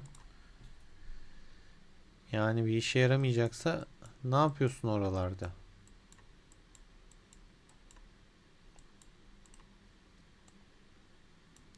İçi boştur zaten. Dışarıdaki askerler kesildi, kuleler falan. Ha, bak Malit geri gelmiş. İçtima'dan kaçtı. Şimdi geri gelmiş. Daniel'ı kesiyor.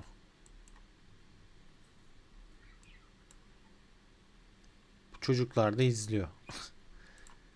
Bu arada Sifix haklı. Kesemez. Kaplanın okçusu güçlü. Sifix'i kesecek şimdi. Ee, Ya MSA da ölür. Çünkü Miyamoto var burada. Miyamoto alır onu. Onun şeyini alır. Richard'ını. Ki aldı zaten. Ama o da bunun lobusunu yedi. Bu arada bu arkadaş Malit neredeyse hiç uyumuyor. O Kanuni indi sahaya. Kanuni ordu da bu şekilde. Bu hesabı sizlere tanıtacağım zaten arkadaşlar. Bir video çekeceğim. Neler var? Bir Türk balinanın 110 milyon güçteki bir kalenin içeriğini göreceksiniz. Yani acayip şeyler çıkıyor içinden. Milyon sikkeler, işte taşlar. Mesela benim taşlarım kaç adet geldiği gibi tıkladı. Dokundu öldü Malit. Mesela benim taşa dedim. Şöyle bakayım.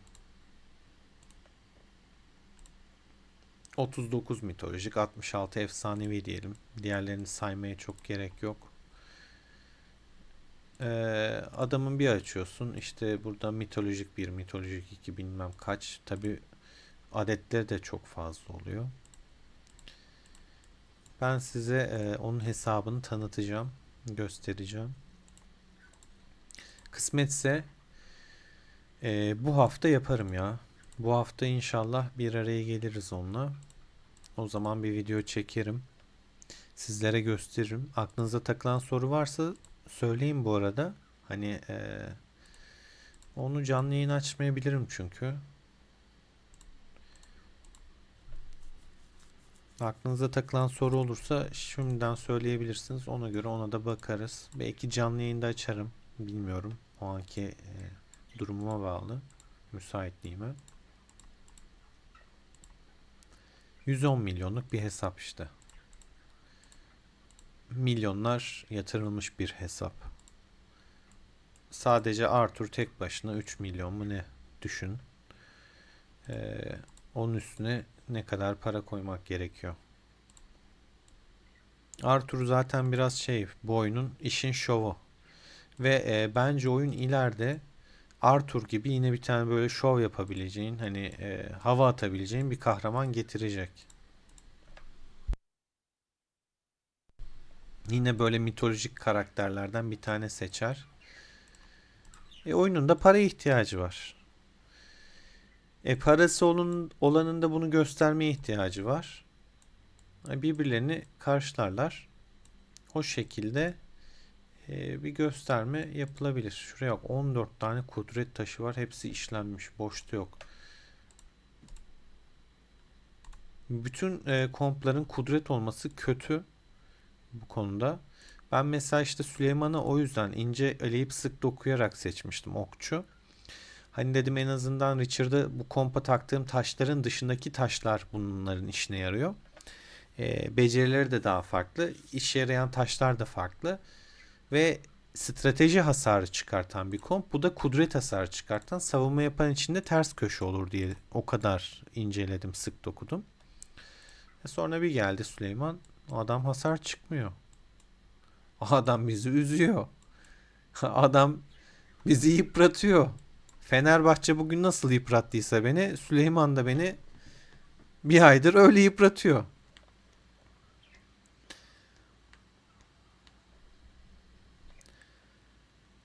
Hatşu Hatshepsut. Ya onun bir okunuşu vardı. Mısırlı galiba o ya. Hatshepsut. Hatşupa mı neydi galiba ya? Yine bir şey vardı onun. Var mıydı? Nerede vardı o senin dediğin? Murat. Artur Ayarı. Pioneer'da mı çıktı karşımıza? Hatırlamıyorum ki Pioneer'ı da. Burada yok şu anda, tabi görünmüyor. Zaten bir tane mitolojik var.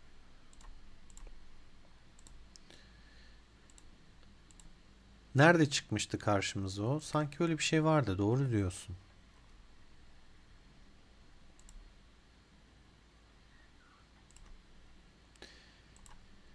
Şeylerde de bazen görünüyor bu arada arkadaşlar. Burada sefer. Bunu oyuna ilk başladığım zamanlarda size tanıtmıştım. Hmm, Şurada ordu taliminde. İşte şu.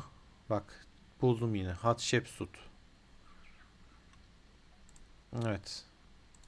Mitolojik. Saldırı. Kumandan okçu.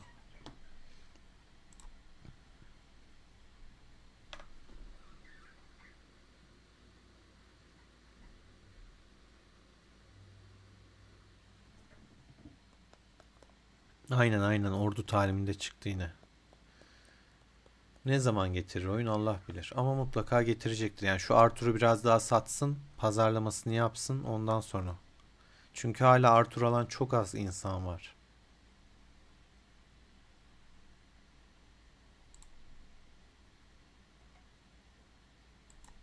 Lan şuna bak ya. Strateji ustasının ihsanı. Bir şeydeki Süleyman'daki ihsan ne?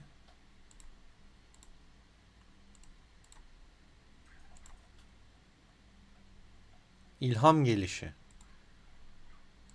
Dur bakayım. Aynı yetenek. Strateji ustasının ihsanı. Onda da aynısı var.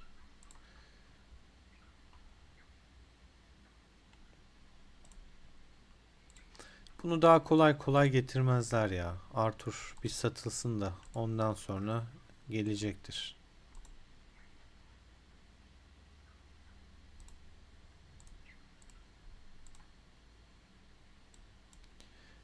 Abi şehrin canı da çok fazla ya. 18 milyon. Vur vur bitmiyor. Bir de göndereyim lobuyla da vursun.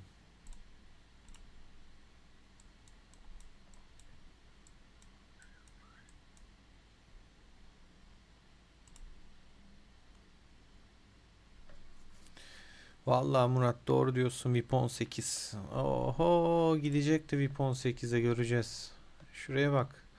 12'den 13 bile 1 milyondan fazla istiyordu yanlış hatırlamıyorsam. Gideceğiz. Ama bir ayrıcalık var yani, ya bu oyunun kırılma anı VIP 12'de. Ayrıcalık çok başka bir şey ya. Zaten işte benim aldıklarımı da görüyorsunuz mağazadan. Bunun artık elimde o kadar çok var ki almıyorum. 13 tane parşömen var. VIP 13'ün güzelliği de şu. Beceri parşömeni abi, her hafta 500 imparatorluk parası ya. 500 ya, çöp. Çöp değerinde.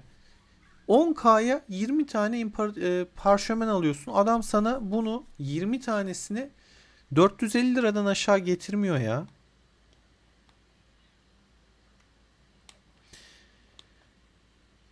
Yani VIP 13'te bir tık şu iyi ama VIP 12 kırılma an. Neden? Her hafta 20 tane sarı kafa alıyorsun. Elinde kahraman varsa unutuluş parşömeni çekiyorsun. Alıyorsun yani. VIP mağazası o yüzden oyunun güzel. İçerikleri güzel yapmışlar. Ben beğeniyorum. Ama böyle hani 18 olduğunda ekstra böyle abartı şeyler falan koymamışlar. Çok bir anlamı yok 18'in. 12 kırılma anı, 13 güzel, 14'teki bu biraz pahalı. Bir tanesi 12.880 imparatorluk parası. Zaten haftada da bir tane aldığın için hani böyle wow denecek bir şey değil. Bir tane sandık yani. Onun için 14 olsan ne, 10 olmasan ne. 13'te parşömen güzel. Ama kırılma anı dediğim gibi 12. Evrensel kafaya çok pratik bir şekilde ulaşıyorsun. Neyse, şimdi oyun duyar, kulağına gider, kısar. Daha çok para almaya çalışır. Öyle bir şey olmasın. Osman hoş geldin. Atlı olarak Lubu Atilla Rani. Atilla'ya hangisi? Atilla'ya bir tane zırh delici koy. Mor yetenek. Bir de eleştireli koy. Dur bakayım. Hatta şöyle sana mesela atıyorum. Buradan da arkadaşlar bu arada dizilim görebilirsiniz. Mesela bak Kanun'unki çıktı karşına. Bak zırh koymuş, eleştirel koymuş. Sana dediğimi yapmış mesela. Şöyle göstererek de bende de var gerçi de aynısı bende de var. Kendiminkini de göstereyim. Bende Rani yok. Rani zayıf kaldı. O yüzden Guan Yu kullanıyorum. Guan Yu kullandığım için zırh delici Guan Yu'da. Atilla'da o yüzden bu iki yetenek açık değil. Atilla destek görevi gördüğü için ben daha farklı kullanıyorum ama sen ortada kullandığın için böyle kullanacaksın. Bak Guan Yu'yu da Atilla diziliminde kullanıyorum. Şu iki yeteneği açacaksın. Ama bendeki Atilla'yı sorarsan savaşçı şarkısı var. Çünkü destek görevinde. Ranim olsaydı Rani'de savaşçı şarkısı koyacaktım. Bir de buraya kralın kılıcını koyardım. Mesela Kanun ne yapmış? Ona bakmadık. O ne yapmış bakalım. Buradan merak ettiğiniz kişilerin askerlerine bakabilirsiniz. Bak o da kralın kılıcı koymuş mesela. Detayına kadar görüyorsunuz. Bak yüzüklere bak. Aleyküm selam Alican. Hoş geldin. Eyvallah cansın. Bak adam şovunu yapmış. Dörder yıldız basmış. Ya bu 4 yıldızlar şov geliyor bana. Çünkü bu kristali bulmak efsanevi şey. Bilmem ne kristali mi? Şimşek kristali. Yani çok fazla. 48 en son Çenti'yi abartı istiyor. Bu da Lato'nun Arthur'u mesela. Bu da 4. Bak 4 demiş. Bu Lubus'un 4 demişti galiba bir tanesinde. Aynen. Lubus'un 4 demişti.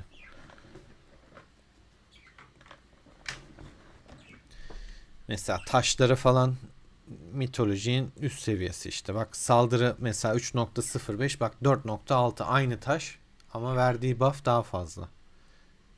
Hem de buna göre %50 daha fazla. 1.5 daha fazla. Bana yayının başında sormuştunuz ya işte papatya mı şaşalı mı? Şaşalıyı side koymuş. Abi kim sit yapar ya? Adam yani hani parası var harcamak için sıkıntıdan sit kompu yapmış. Buraya da şey vardı bunun. Yine de Büşra'yı getirmiş. Tomris miydi? Son gelen. Benim işime yaramadığı için almadım. Tomris'ti galiba ya. Neydi ya? Kadının adı neydi?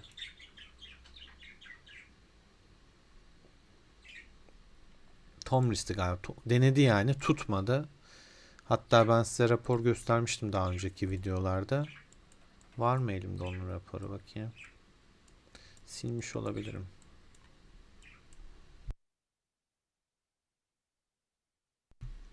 Adamlar Tomris'i getirdi. Sit yine tutmadı. Kanuni'nin Ramses dizilimine bakabilir miyiz? Tabii ki Mert bakarız. Neden olmasın? Mehmet valla Lato dediğin gibi güçlü. Sıkıntı çıkartıyor. Zaten adamların tek dayanağı o. O olmasa hiçbir şey yapamayacaklar. Ama olayın yani savaşın gidişatını doğruya doğru değiştiriyor. Ha bir de şu sıkıntı adam fazla aktif. Yani bizim çalışma saatlerimize göre fazla aktifler. Fazla yoğun bir şekilde saldırı yiyoruz. Bir de uyanıklar bizim iş saatinde öğlenleri saldırıyorlar. O yüzden hani onlar da bizim bug'ı bulmuş durumda öğlenleri saldırıyorlar. Kanuni'nin Ramses'i bu FSM'yi koymuş. Çok memnun. Hatta sormuştu bana hiç Pioneer'da FSM'li denedin mi sen diye. Ben dedim denemedim. Birkaç test yapıldı. Kişiler üstünde. Kanuni'nin komplarını denemek için kişiler üstünde test yapıyoruz. FSM ile çok etkili olduğunu söylüyor ve öyle de kullanıyor. Çok fazla hasar çıkartıyormuş. FSM biliyorsunuz çok pis buff veriyor. Yani o buff'ı denk gelirse o da bir istatistik tabii ki. Yeteneklerini biliyorsunuz. İhtimaller üstüne bazı şeyler arkadaşlar. Bak her şey ihtimal bu adamın. Adamın bütün yeteneği ihtimal. Her 6 saniyede bir %100 değil. %70 ihtimalle şu etkileri tetikliyor. Bakın. Bu etkileri tetiklemesi bile %70 ihtimal. Birliğin aldığı hasarı 3 saniye %25 azaltıyor. Birliğin aktif ve ikinci vuruş beceri hasarı 3 saniye %30 arttırıyor. Tetiklerse mükemmel. Kalkıp da o %30'a denk gelirsen işte biraz güç kaybı yaşıyorsun. Buff'ları çok güzel. Yetenekleri bu şekilde gitmiş durumda. Beceri hasarı alınca abicim ben %75 ihtimalle eğer regle değilsem şey değilsem sana destek olurum. 3 saniye boyunca alınan hasarı %25 kadarını eşit miktarda yenilerim diyor. Yani tadı yoksa Mehmet'imizin yapmıyor. Adamlar ihtimal üstüne yapmış ama ona rağmen çok güçlü bu arada. Bunu zaten gidip de %100 yapsa tutabilene aşk olsun. Bir de ben yeteneklerde şuna dikkat ediyorum. Aynı yetenek tarzı denk gelirse ve hasar üzerine ise abi taşı koyduğundan patlıyor komp ya. Yani çok güzel. Buna bu arada sıra tabanlı ama kalkıp da taş koymanın bir anlamı yok. Çünkü burada hasar çıkartan yetenekler değil. Buffçı bu. Aynen kendisi buldu. Gerçekten de iş yapıyor. Çok da memnun. Zaten kullanmasından anlarsınız. Ramses de bu şekilde. Doğuş Alevi ile strateji ustasının ihsanı var.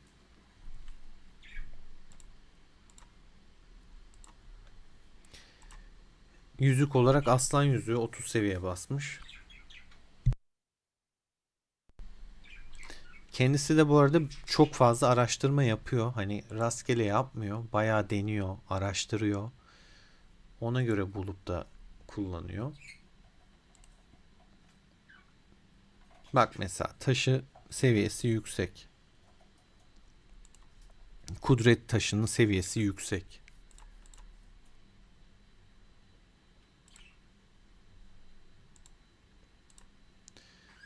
Nesine bakmadık. Theodora'ya bakmadık. Bir de Theodora'ya bakalım. Gece kurdunun yüzüğü var.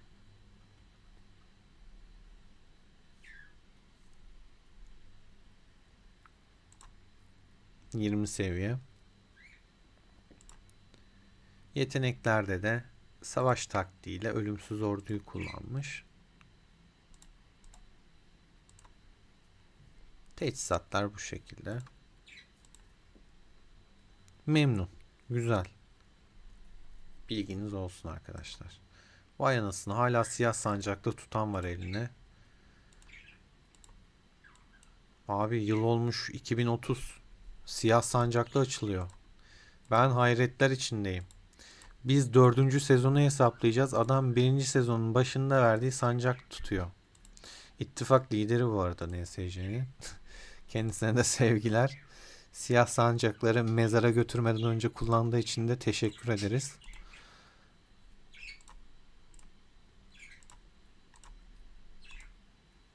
Çiftçi adamın hali bir başka.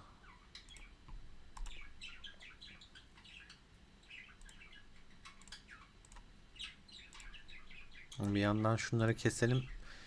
Bunları ihmal etmeyin arkadaşlar. Şeyler biliyorsunuz teknik puanlar çok kıymetli.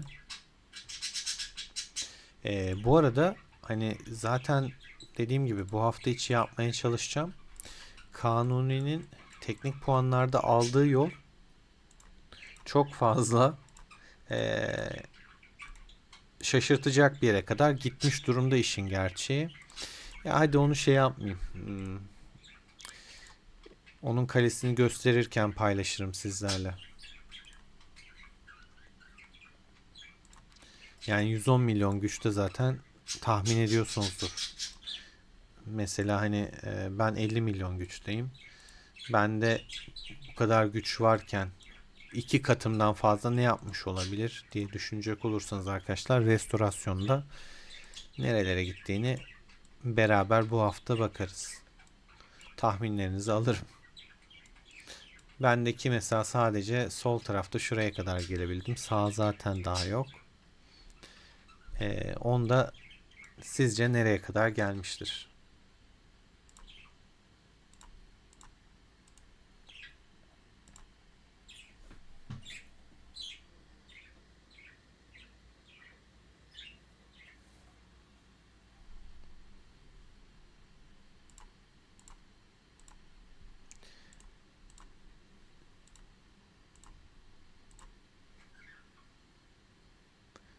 Kanuni gerçekten o konularda özenerekten hani araştıraraktan komplarını yapıyor. Mesela Lato'da o yok. Parası var. Mesela ondaki yatırımı ben yapsam şu güçten çok daha fazlası olur ve komplarım da çok daha iyi olurdu. İşte mesela Tomris çıktı. Almış. Sid'in arkasına koymuş. İş yapmadı. Bizzat benle savaştı. Adamın lubusuyla yani şöyle söyleyeyim.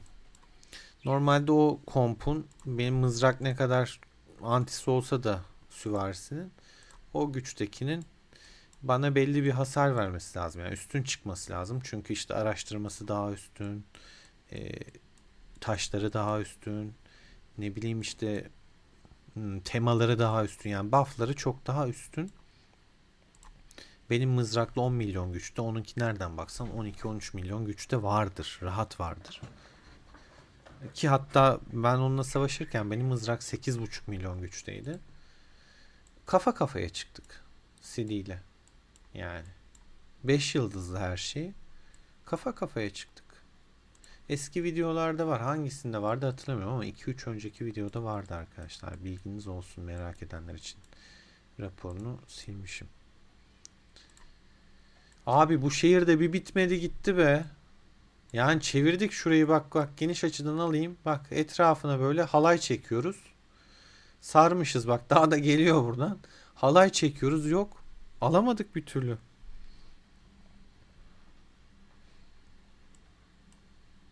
Akmaya da devam ediyor. Bunlar tabiye dikiyor.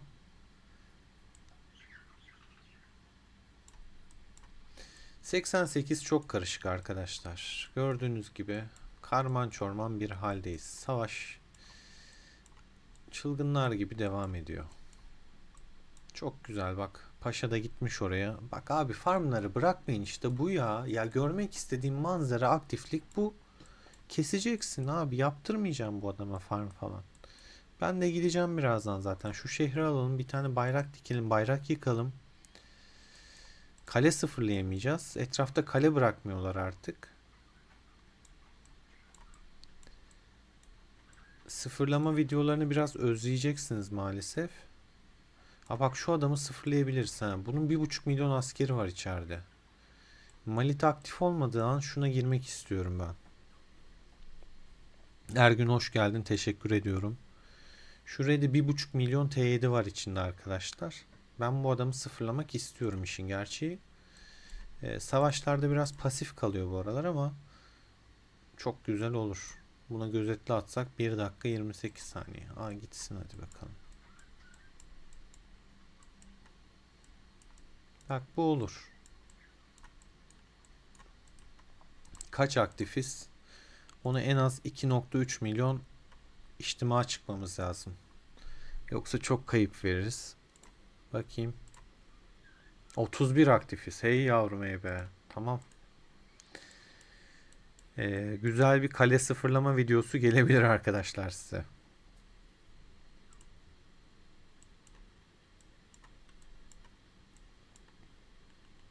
Gel babacım, sen de katıl halaya. Boğazım ağrıdı artık konuşmaktan. Ya bugün sizlere attığım o 1 saat 18 dakikalık video o kadar üzdü ki beni. O kadar konuştum ettim. Ses kapalıymış ya. Yorgunluktan, uykusuzluktan artık ne dediğimi bilmez oldum.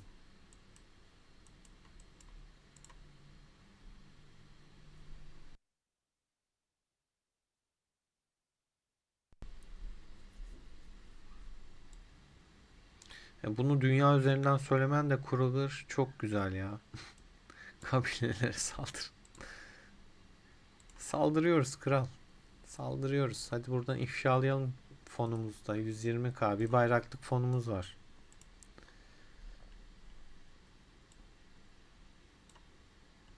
Hadi ben fon kasayım biraz size.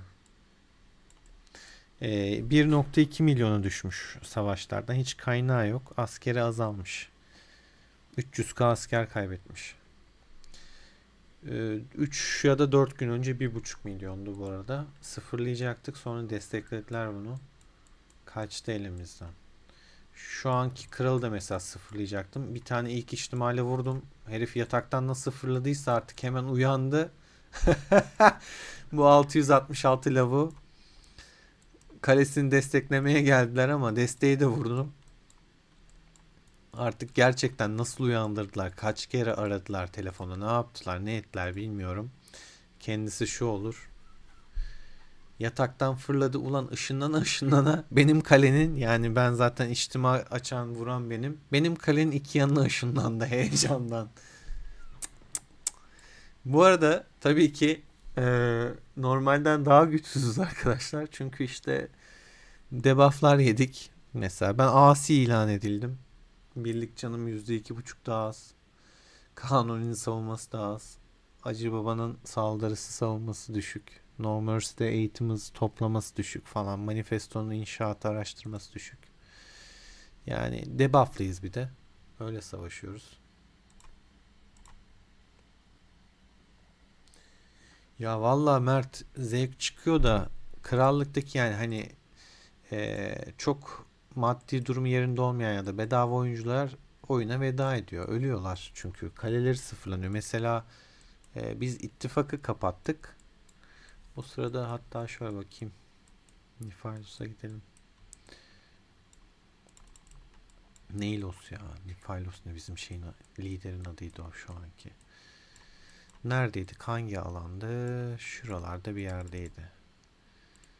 Şuralarda ya şeyi yıktık. İttifakı kapattık. Adamlar açıkta kaldı tabi. Geldiler sıfırladılar. Bak bu herif hala burada duruyor. Aha bir tane daha bulduk. Sıfırlanacak kale buldum bak. Buna gözetleme atsam. Aman bu ne, 15 milyon güç ne? Biz bunu sıfırladık mı acaba? Bağlantı yok diyor. Doğru. Hisar yok ki burada. Geçit yok. Elimizde.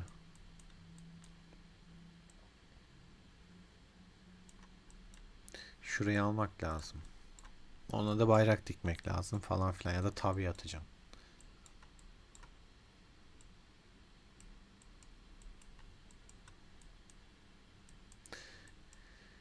Bu Lato bayağı bir kişi sıfırladı boşta kalan kaleleri. O arkadaşları çok üzüldüm. Yani bugün, aslında bugün diyorum pardon, dün müydü, artık saatleri de karıştırıyorum. 12 saat oradandı. Bilmem kaç saat şuradandı. Bugün gece 12'ye gelmiş. Evet, dün bu saatlerde ya da bu sabaha karşı, artık hatırlamıyorum. Maalesef çok kale sıfırlandı bizim taraftan. Haritada çıkmaması büyük ihtimal şeyden kaynaklı. Ne derler? Bir günü geçtiği için. Belli bir saat aralığını gösteriyor ya. O yüzden sanırım göstermiyor. Haritada çıkmıyor. Şöyle çıkması lazım ama maalesef çıkmıyor. Yoksa size gösterirdim. Bir 15 milyon falan ölü vardı. Maalesef. Neyse, farmlarda o açığı kapattık. Arkadaşların içi rahat olsun bak.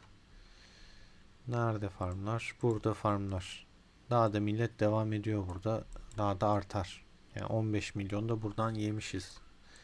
Daha da yerler bizimkiler. Ben de yiyeceğim zaten. Yatmadan bir iyi geceler öpücüğü vereceğim o tarafa. Burası zaten katliam. Burayı daha algılayamadı.